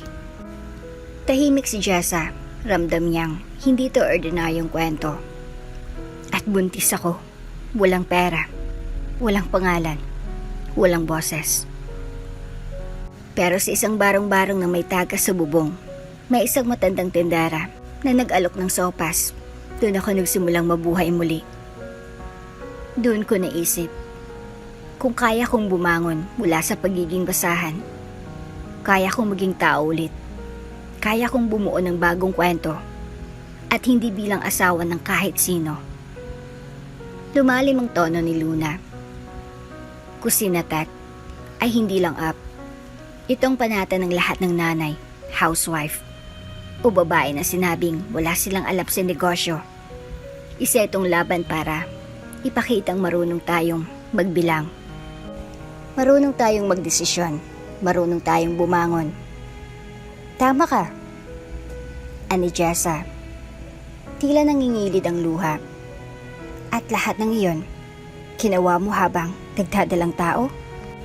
Oo. At bawat linya ng code, bawat field sa form. Habang gumagalaw yung bata sa tiyan ko, sinasabi niya sa akin, "Kaya mo yan, mama." Nag-viral agad ang episode sa loob ng 24 oras. Kusina ng Hustisya, The Story of Leia Santos. #1 na Spotify PH Business category. Shared 15,000 times in one day. Used by women empowerment, NGOs as a training reference. Pero sa kabila ng dami ng nakarinig, hindi pa rin binanggit ni Leia ang tunay niyang pangalan. Hindi pa ngayon. Dahil alam niyang may tama sa bawat salitang ibinubuga ng kwento niya. At isang araw, kapag sapat ng tama, saka siya tatayo sa tunay niyang pangalan. Sa kabilang dako ng lungsod, habang pinapatugtog ang podcast sa loob ng isang SUV, namutla si Miko. Katabi niya si Ramona, naninigas sa bawat salitang naririnig. Pinanta ako habang buntis, habang may dinadalang anak. Leia Santos daw, ani Ramona, bagamat halata sa mata niya ang paggagimbal. Ramona, ani Miko, nanginginig ang boses. Kilala ko yung tinig na yan. Yan yung boses na pinabaliwala natin. Siya yung boses na akala natin tahimik na habang buhay. Hindi pa niya sinasabi ang pangalan niya. Paninigurado ni Ramona. Wala pa tayong dapat ikabahala. Wala pang formal na reklamo. Pero Ramona, nasa publiko na siya. Pumanig na sa kanyang opinyon ng masa. Isa na siyang simbolo. Natigilan sila. Hindi na nila kailangan hintayin ang demand letter. Ang katotohanan ay naipakalat na. At minsan, mas mabagsik ang salita kaysa demanda. Kinagabihan, habang pinapatulog ni Luna ang sarili niyang isip, nireplay niya ang podcast. Nakapikit siya, yakap ang tiyan. May ngiti sa labi. Hindi dahil sa kasikatan, kundi dahil sa wakas, narinig niya siya. Leia, bulong na tayo habang tinatakpan siya ng kumot. Proud ako sa'yo. Ngumiti siya. Hindi mo pa alam ang kalahati ng kwento. Handa akong makinig. Ngunit bago siya sumagot, pinatong niya ang kamay sa tiyan at handa na rin siyang makinig.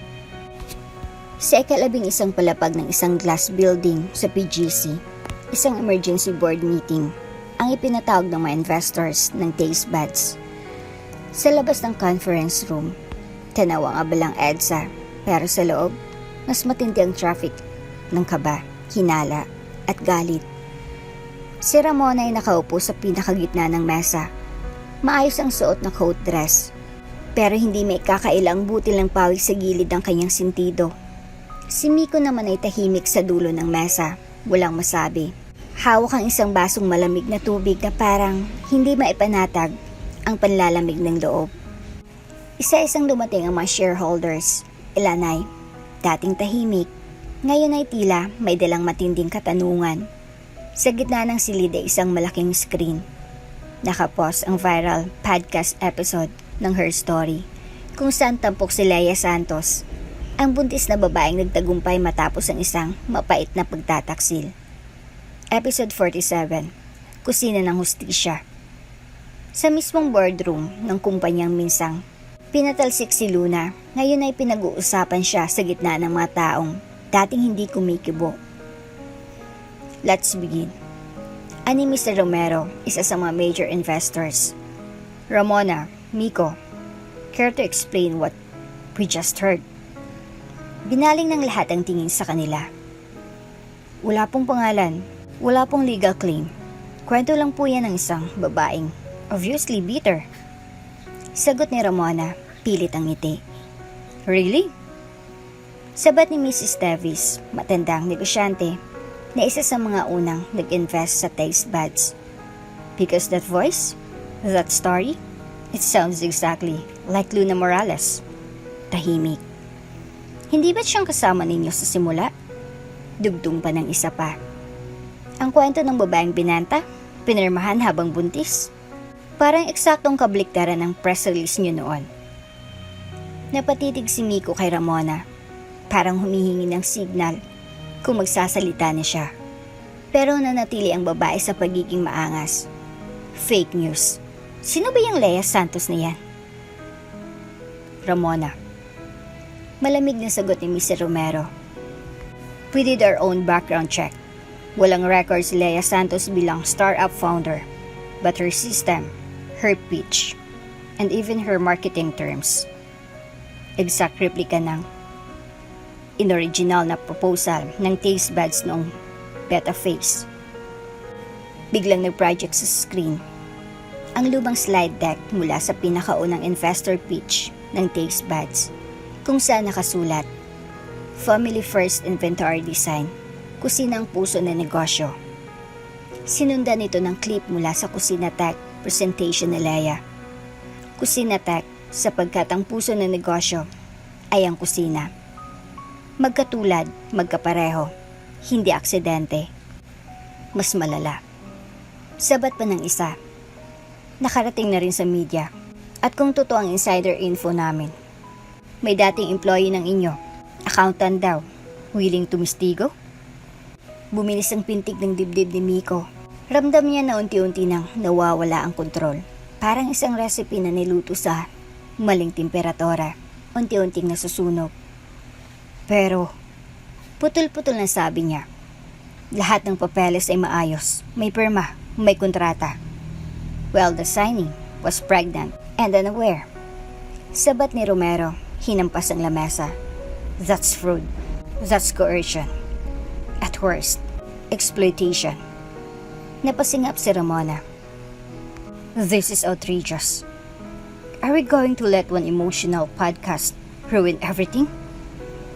Ramona. Matigas na tinig ni Mrs. Davis. Kung walang katotohanan ng podcast, bakit parang kayong natataranta? Tahimik. Habang lumalalim ang diskusyon, bumukas ang pinto. Pumasok ang isa sa mga legal advisors ng board, bitbit ang isang folder. Sir, bulong niya kay Romero. We've just confirmed. There is a pending request for corporate arbitration hearing filed by a certain Luna Morales. Napatayo si Miko. Hindi pwedeng tanggapin yan. Halos sigaw niya. Ngunit huli na, isa-isang nagbukas ang folder at ipinamigay sa board members ang kopya ng official complaint. I, Luna Morales, co-founder and originator of Taste Buds, hereby present the following claims and evidentiary support. Kasamang certified true copies ng SPAs, forged board resolutions, and voice recording ng mismong pag-amin ni Miko sa pandaraya. Muling tumingin ang mga board members kay Ramona. At sino ngayon ang liar? Ani Mr. Romero, malamig ang tinig. At anong credibility ninyo bilang executive team? Hindi na nakasagot si Ramona. Si Miko, namutla, nanghina, napaupo. Ang mga taong dating nasa itaas, ngayon ay binabayo ng mga tanong na walang sagot. Sa dulo ng meeting, isang tanong lang ang naiwan sa ere. Boses ni Mrs. Davis, marahan pero matalim. Nasaan si Luna? Hindi ba siyang nagsimula ng recipe? Ang sistema? Ang pangalan? At kung siyang tunay na puso ng kumpanyang ito, bakit hindi siyang narito? Tahimik ang silid, walang nakasagot, kahit si Miko, kahit si Ramona. Dahil ang sagot ay malinaw, hindi nila siya pinili, pero ngayon, siyang pinipili ng katotohanan. Pag-alis ng mga board members, naiwan si Miko at Ramona sa silid. Anong gagawin natin ngayon?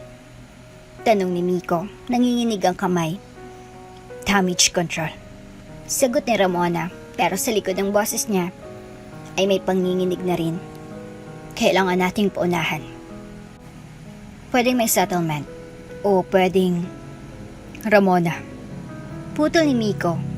Wala na tayong hawak. Lahat ng ebidensya nasa kanya. Baka pati anak ko. Hindi pa niya nakikita. Pero yun ang tunay na pamana ko.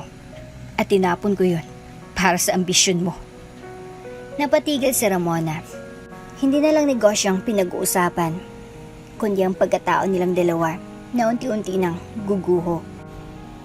Makalipas ang 2 buwan mula nang pumutok ang kwento niya sa podcast, dumating ang liham na magbabago sa lahat. Arbitration notice to Miss Luna Morales from Taste Buds Incorporation Arbitration Committee. You are hereby invited to attend a formal arbitration, here to address the claims of founding rights, equity, and ownership over Taste Buds Incorporation. Hindi na siya nagulat. Matagal niya nang alam na darating ang araw na ito. Ang araw na haharapin niya, hindi lang ang kumpanya, kundi ang mga taong minsang bumasag sa kanya. At ngayon, sa kanyang mga bisig, hindi na siya nag-iisa. Nasa kanya na ang bunga ng kanyang pinagdaanan. Isang sanggol na babae na pinangalanan niyang Liwanag dahil sa dilim ng pagtataksil, siyang nagsilbing tanglaw. Maagang araw ng Martes, nang pumasok si Luna sa gusali ng Legal Arbitration Office sa Makati, suot niyang cream-colored na wrap dress. Simple pero elegante. Nakapulupot sa kanya ang baby wrap sling na may himbing na sanggol sa loob. Hawak ng kanyang kaliwang kamay ang envelope ng mga dokumento. Sa kanan, ang mahigpit na kamay ni Theo. Nandito lang ako. Bulong ni Theo habang binuksan niya ang pintuan ng boardroom. Sa loob, naroon ang arbitration panel, 3 kinatawan ng SEC, 2 representative ng investor board at ang legal team ng kumpanya. At sa kabilang mesa, naroon si Miko at Ramona. Hindi sila agad tumingin, pero ramdam ang kaba sa kanilang postura. Si Miko ay balisa, nakaawang labi, tila gutom sa paliwanag. Si Ramona, bagamat ayos ang bihis, ay halatang pinipilit ang kumpiyansa sa katawan. Tahimik si Luna habang naupo sa kabilang panig. Tiningnan niya ang panel, sa kamarahang inalis ang tela na nakabalot sa kanyang anak. Her name is Liwanag. Mahinang sabi niya, at siyang dahilan kung bakit ako narito. Miss Morales, sabi ng arbitrator, you have the floor. Kindly state your claim. Tumayo si Luna. Inilapag sa harap ang envelope. Marahang inilabas ang bawat dokumento, certified copies ng stock transfer, SPAs at voice recording transcript. Sa mga papel na ito, malinaw na habang ako'y buntis at walang kaalaman, nilagdaan ako gamit ang pandaraya at maling intensyon. Inalis ako ng karapatan, ng pangalan, at ng boses. Ako ang nagsimula ng Taste Buds, mula recipe, branding, sistema, at identity, ngunit tinanggal nila ako. Hindi dahil hindi ako karapat-dapat, kundi dahil babae lang ako sa kanilang mata. At ina. Bumigat ang hangin sa silid. Walang huminga. Tumayong abogado ni Ramona. Your Honors, walang formal na kontrata si Ms. Morales bilang shareholder. Lahat ng opisyal na dokumento ay nasa pangalan ni Mr. Morales. Dahil siyang pinirmahan ko ng tiwala. Sagot ni Luna. Biglang tumingkad ang boses. At ginamit nilang tiwalang yun para ibenta ako habang may buhay akong dinadala sa sinapupunan. Tahimik si Miko. Parang gusto niyang magsalita pero wala siyang lakas. Hindi ako abogado. Hindi ako eksperto sa batas. Dagdag ni Luna. Pero isa akong ina. At ang isang ina, kahit anong gawin mo, hindi mo kayang patahimikin kung ang pinaglalaban niya ay buhay. Buhay na pinilit ninyong ipahamak. Iniyakap niya ang baby sling sa dibdib niya. Tumayo si Ramona. Waring nainis sa dramatikong tagpo. This is all theatrics. Walang kontrata. Walang legal ground. May konsensya. Sigaw ni Luna. Tumayo rin. At may testigo. Isa sa mga dating accountant ninyo na nagsumiti ng affidavit. May kopya kayong lahat niyan sa harap ninyo. Inilabas ng head arbitrator ang affidavit. I, Armand Del Rosario, do hereby state that I was just instructed by Ms. Ramona Cuevas and Mr. Miki Morales to process ownership documents while knowingly omitting the name of Ms. Luna Morales. Biglang napatingin ang mga panelist. Kina Miko at Ramona. Bakit hindi niyo sinabi na may kasamang tao si Luna sa simula? Tanong ng investor rep. Kung siyang utak, bakit siya tinanggal? Walang sagot. Ms. Morales. Tanong ng arbitrator. What exactly do you seek in this arbitration? Tumahimik si Luna. Mula sa sling, marahan niyang hinaplos ang noo ng kanyang anak.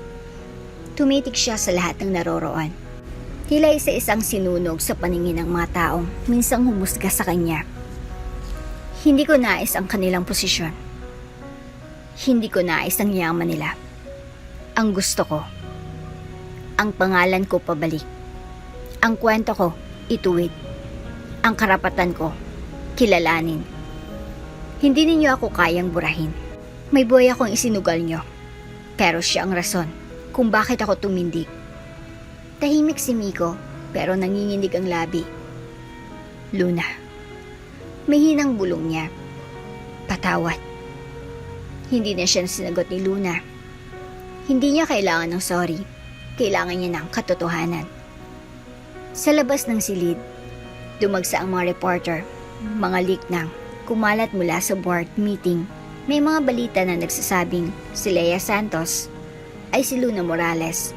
May mga taong humahanga, may ilan ang galit. At may ilang natatakot, lalo na ang mga nagnakaw sa kanya. Pero sa gitna ng ingay, bitbit niya si liwanag sa dibdib at lumakad palabas ng gusali, tahimik, mapanatag. Dahil sa wakas, hindi na siya itinatago, hindi na siya pinapatalsik. At hindi na siya si Lea, siya si Luna. At siya ang tunay na may-ari ng kwentong ito. Ang mga araw matapos ang arbitration hearing ay tila bahan ng katotohanan. Hindi ito basta chismis o blind item na lumulutang sa mga comment section ng social media. Ito ay isang pambansang kwento, isang modernong kwento ng isang babaeng pinagtangkang burahin, ngunit bumalik sa mundo na mas matapang at mas totoo. At sa gitna ng pagsabog ng balita, isang headline ang nanguna. Luna Morales, ina, itinapon at pinagkaita ng pagkakailanlan. Ngayon, nagsusumpa ng hustisya. Isang exclusive interview ng Primera Balita Tonight ang unang lumabas. At doon, harap-harapan na sinabi ni Luna ang totoo. Nang pinapirma nila ako. Hindi ko alam na binibenta na nila ang negosyo naming dalawa. Ang akala ko, pansamantalang leave lang. Pero kinabukasan, wala na akong pangalan. Wala na akong pera. At wala na rin akong asawa. Si Luna ay nakaharap sa kamera. Maayos ang bihis. Bitbit ang baby liwanag sa bisig. Sa gilid ay si Teo, tahimik lang ngunit laging naroon. Habang naglilihi ako, habang sumusuka at halos mawala ng malay sa gutom. Pinakain ako ng kasinungalingan at nang hindi nila ako mapakinabangan, itinapon nila ako sa isang lumang apartment para akong kalakal. Tahimik ang buong studio, maging ang anchor ay hindi makatingin ng diretso sa mata ni Luna.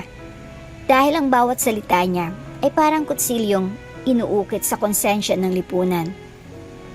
Kinaumagahan, hindi lang social media ang bumaha, pati ang mga legal na dokumento. Case file, fraud, Article 315 revised, Penal Code, coercion, Article 286, financial and psychological abuse, RA 9262, at ang mga respondents, Miko Morales at Ramona Cuevas. Ang complainant, Luna Morales. Kasama sa ebidensya ang transcript ng arbitration hearing, affidavit ni Armand Del Rosario. At ang pinakamatindi sa lahat, isang video na kinuna ni Luna habang siya ay buntis, umiiyak sa isang sulok ng barong-barong, hawak ang supot ng tinapay at reseta mula sa public clinic. Hindi ko alam kung makakain ako bukas, pero hindi ako susuko. May bata akong dinadala at hindi ko siya papayagang maranasan ng pang-aalipustang dinanas ko. Sabi ni Luna sa video, ang footage ay raw, walang makeup, walang script. Ito ang uri ng katotohanan na hindi kayang kontrahin ng press release.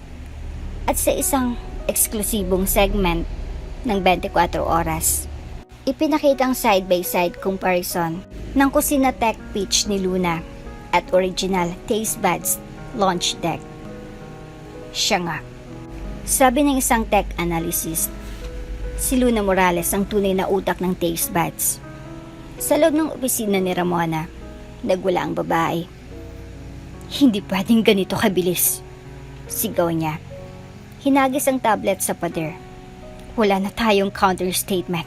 Wala tayong legal block. Masyado mo siyang minaliit. Sagot ni Miko, halos pabulong. Si Luna, hindi lang siya boses sa likod, siyang puso ng lahat. Tumahimik ka. Galit na sagot ni Ramona. Dahil sa kahinaan mo, nag-glitch yung recording. Hindi ako nagsimula nito, Ramona. Malamig na sabi ni Miko. Tayong dalawa.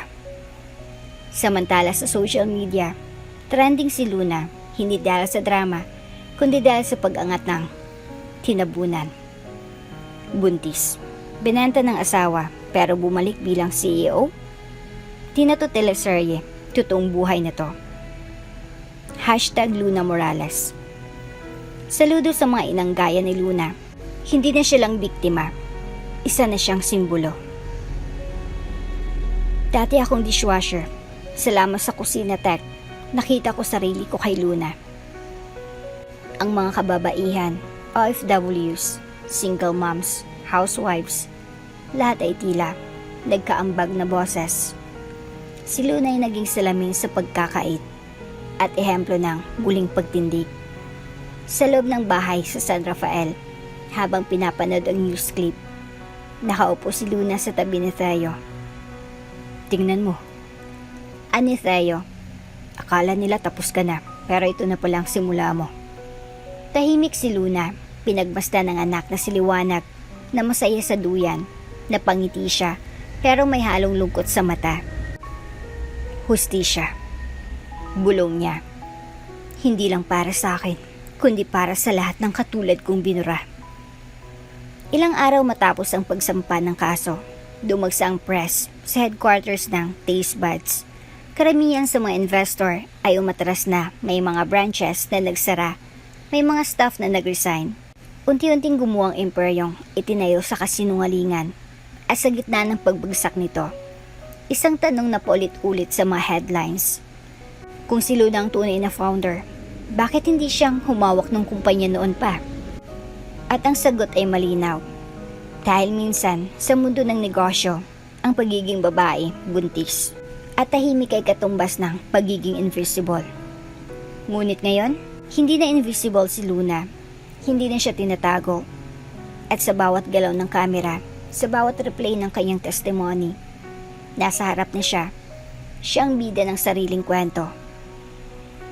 Matapos ang ilang linggong investigasyon, media coverage, at patong-patong na kaso laban kina Miko at Ramona, isang opisyal na liham ang dumating sa legal counsel ni Luna. Subject: Offer for reinstatement. The Board of Directors of Taste Buds Incorporation, after due deliberation and review of evidence, has agreed to reinstate Ms. Luna Morales as majority shareholder and co-founder of the company. All rights, privileges, and executive power may be restored upon her acceptance. Tila isang malambot na tunog ng tagumpay ang bumalot sa silid ni Luna habang binabasa ito. Ngunit hindi siya ngumiti. Napatingin siya sa natutulog na sanggol sa duyan, siliwanag, tahimik, payapa. Ngunit ang puso ni Luna, hindi tahimik. Sa ilalim ng katahimikang iyon ay isang tanong. Babalikan ko ba ang mundo? Itinapon ko. Kinabukasan, nagdaos ng press conference. Ang kampo ni Luna, hinihintay ang lahat ng kanyang desisyon. May mga kamera, live stream, media personalities, lahat ay sabik sa comeback headline. Pero pag-akyat ni Luna sa stage, ibang kinis ng kanyang tinig. Una sa lahat, panimula niya. Salamat sa tiwala, sa suporta, at sa paniniwalang hindi lahat ng boses ay kailangang sumisigaw para marinig. Nagpalakbakan ng ilan, ngunit sa susunod na sinabi niya, biglang huminto ang oras. Tatanggihan kong posisyon, pabalik sa taste buds. Nagkatinginan ng lahat. Ang mga reporter ay nagkapa ng notes. Si Tayo, bagamat hindi gulat, ay tahimik lang nang umiti sa gilid ng stage. Hindi ko babawiin ang kumpanyang minsang itinayo ko. Hindi ko kailangan ng titulo para mapatunayan kung sino ako. Dahil sa mga kamay kong ito, sa utak na ito, at sa pusong hindi sinupil, nakabuo ako ng mas mahalagang layunin. Huminga siya ng malalim. I am no longer just the founder of the food empire. I am the founder of Project L-U-N-A. Lakas, unlad, negosyo para sa mga ina.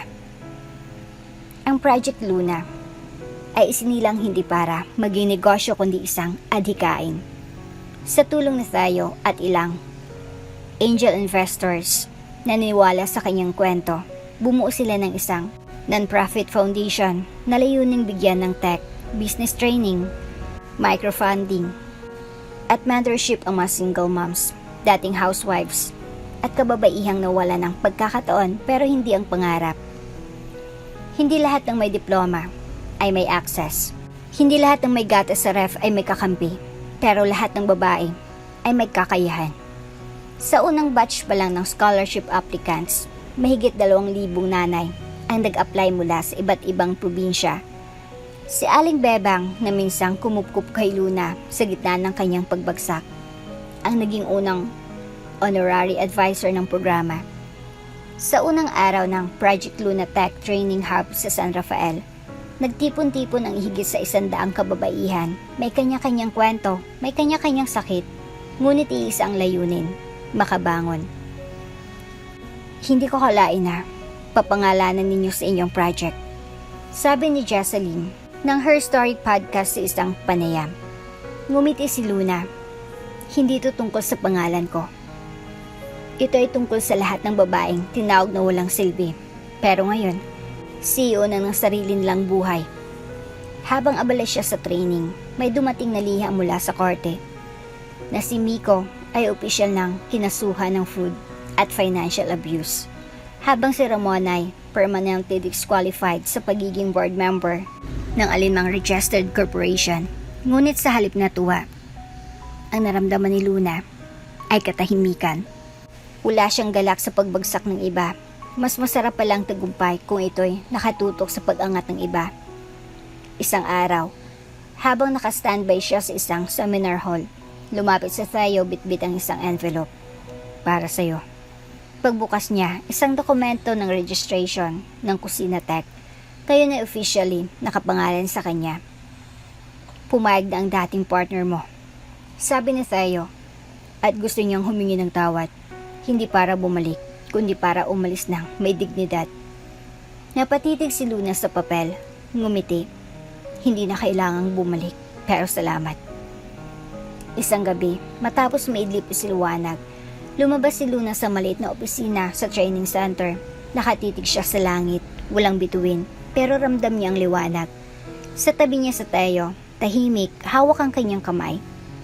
Minsan, iniisip ko, paano kung tinanggap ko yung kumpanya ulit?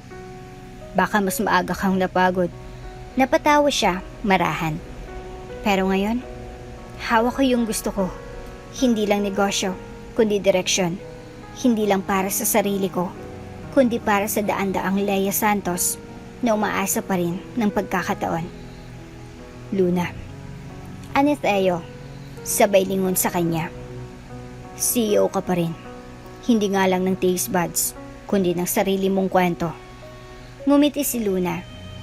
Dahil sa kwentong ito, ako ang nagsulat, ako ang nagbura, ako ang muling bumuo, at ngayon, ako ang nagtuturo sa iba kung paano rin nila ako magagawa. Sa gabing iyon, habang kumakaway ang maunang scholar ng Project Luna, ramdam niyang mas malawak pang naabot niya kaysa sa alinmang korporasyon. Dahil minsan, hindi mo kailangang ipaglaban ng trono. Kung kaya mo namang itayo ang buong palasyo para sa iba. Mainit ang araw, ngunit malamig ang simoy ng hangin sa loob ng multi-purpose hall ng San Rafael. Mula sa labas, tanaw ang mga banderitas ng Project Luna na sumasayaw sa bawat ihip ng hangin. Kulay dilaw, puti at bughaw. Simbolo ng lakas, pag-asa at paglaya. Ngayon ay graduation day ng kauna-unahang batch ng Project Luna Scholars. Mga single moms, dating housewives, at kababaihang ilang beses nang natalo sa buhay. Pero ngayon ay nagsisimulang lumipad muli. Nasa entablado si Luna, suot ang simpleng bestida. Sa kanyang tabi ay si Liwanag, ngayon ay halos 1 taong gulang, nakasuot ng maliit na gown at nakangiti sa lahat ng taong lumalapit sa kanya sa audience. Naroon sa Theo, nakaupo sa likod, may hawak na bouquet at tahimik na sumusuporta. Tumayang host sa mikropono. At para sa ating keynote speaker, ang babaeng naging inspirasyon ng kwentong ito, ang nagsimula bilang isang tinanggihan, pero ngayon ay simbolo ng tagumpay, Miss Luna Morales. Nagpalakpakan ng lahat. Tumayo si Luna. At bago pa siya makapagsalita, tinapik niya si Liwanag sa noo at ibinulong. Ito na anak, para sa ating dalawa. Pagharap niya sa audience, sandaling huminto ang mundo. Ibang pakiramdam kapag kaharap mo ang mga taong dati ay kagaya mo. Basang-basa ng ulan ng pag-aalinlangan, ngunit ngayon kumakaway na sa liwanag. Magandang araw po sa inyong lahat. Panimula ni Luna, marahan ngunit matatag. Ngayon po, tinatawag akong founder ng Project Luna. Tinatawag din akong innovator, trainer, minsan pa nga'y CEO. Tumawang ilan sa audience. Pero kung tatanungin niyo ako kung sino ba talaga ako, isa lang ang sagot ko. Tahimik. Tumingin siya kay Liwanag. Ako si Luna. Buntis akong iniwan, pero ako rin ang nagsilang ng bagong kinabukasan. Nag-uumapaw ang emosyon sa bawat sulok ng bulwagan. Ilang mga inang napayo ko. May luwas sa mga mata. Isa sa kanila, si Marites. Dating karinderya helper na ngayon ay may sarili ng mobile food cart, tumayo at lumapit sa mikropono. Miss Luna, mahina niyang simula, nanginginig ang boses. Hindi ko po alam na buntis din pala kayo nung nilabanan niyo ang mundo. Akala ko ako lang ang binigo. Ako lang walang laban. Napaluha si Luna. Pero ngayong nakita ko kayo, nakita ko rin yung sarili ko. Salamat po. Dahil sa inyo, alam kong kaya ko ring tumindig. Nagpalakpakan ng lahat. Sa gitna ng tagumpay, lumingon si Luna kay Theo. Nakatayo na ito ngayon, hawak ang bouquet, at may kakaibang ngiti sa labi. Ngiting may pagmamalaki, ngiting may paggalang, at ngiting puno ng pag-ibig. Tumango si Luna, Hindi kailangan ng salita. Sapat ang tingin para sabihin, salamat sa bawat hakbang. Kasama kita. Matapos ang graduation, habang nagpapakuha ng larawan ng mga scholars, may isang batang babaeng lumapit sa kanya. Nakasuot ito ng lumang palda at may dalang notebook na puno ng doodles. Ate Luna, aniya, gusto ko rin pong maging katulad nyo paglaki ko. Hindi ako marunong mag-business, pero marunong akong mangarap. Ngumiti si Luna, lumuhod siya para itapat ang mukha sa bata. Alam mo ba, ang pinaka-importanting puhunan sa kahit anong negosyo? Pera po? Hindi. Ngiti ni Luna. Tapang. At sa tingin ko, meron ka nun. Sa huling bahagi ng seremonya, ipinasok ng organizers ang isang malit na surprise. Isang malaking telon na may nakasulat sa bawat ina na tinawag na walang silbi. May Luna sa iyong loob. Muling napaluha si Luna, ngunit ngayon, ito na iluha ng kagaanan. Wala nang sakit, wala nang galit, ang natira na lang ay kapayapaan. At sa ilalim ng telon, isa-isang inilapit ng mga scholar ang kanilang mga anak kay Luna para raw humingi ng blessing. Si Luna, na dating ay tinapon, kaya na iniiyakan sa tuwa ng mga ina na sinagip niya sa katahimikan. Hindi siya bumalik para mang-agaw ng korona. Bumalik siya para magsindi ng kandila sa dilim ng iba. Habang palubog ang araw sa San Rafael at unti-unting naubos ang mga panauhin, lumapit si Tayo sa kanya at binigyan siya ng isang maliit na kahon. Para saan to? Tanong niya. Just open it. Pagkabukas niya, isang pendant ang laman. Hugis buwan, may ukit na. Liwanag, lakas, Luna. Hindi siya makapagsalita. Lumingon siya kay Tayo. Hawak pa rin ang pendant. Pwede bang simula ngayon, hindi na lang ako kakampi sa laban mo? Bulong ni Tayo. Pwede bang maging tahanan mo rin ako? Hindi sinagot ni Luna. Tumingin siya sa langit, sa anak na natutulog sa kanyang dibdib, at sa mga babaeng humahalakhak sa paligid, at marahang tumango. Sa huling sandali ng araw na iyon, tumayo si Luna sa labas ng center, bitbit ang anak. Tanga ng pendant at ang puso ay buo. Hindi niya na kailangan ng hustisya, nakuha niya na ito. Hindi niya na kailangan ng kumpanya, na itayo niya na ang mas mahalaga. Hindi niya na kailangan ng paliwanag, dahil siya na ang sagot. Ako si Luna. Buntis akong iniwan, pero ako rin ang nagsilang ng bagong kinabukasan. At kung ako'y kayang tumindig, kayo rin. At dito na nga po nagtatapos ang ating kwento. Hanggang sa muli. Kung bago ka pa lang sa channel neto, ibang kwento ni Ate Jane, istorya mo, ikwento ko. Huwag kalimutang pindutin ang notification bell at subscribe po.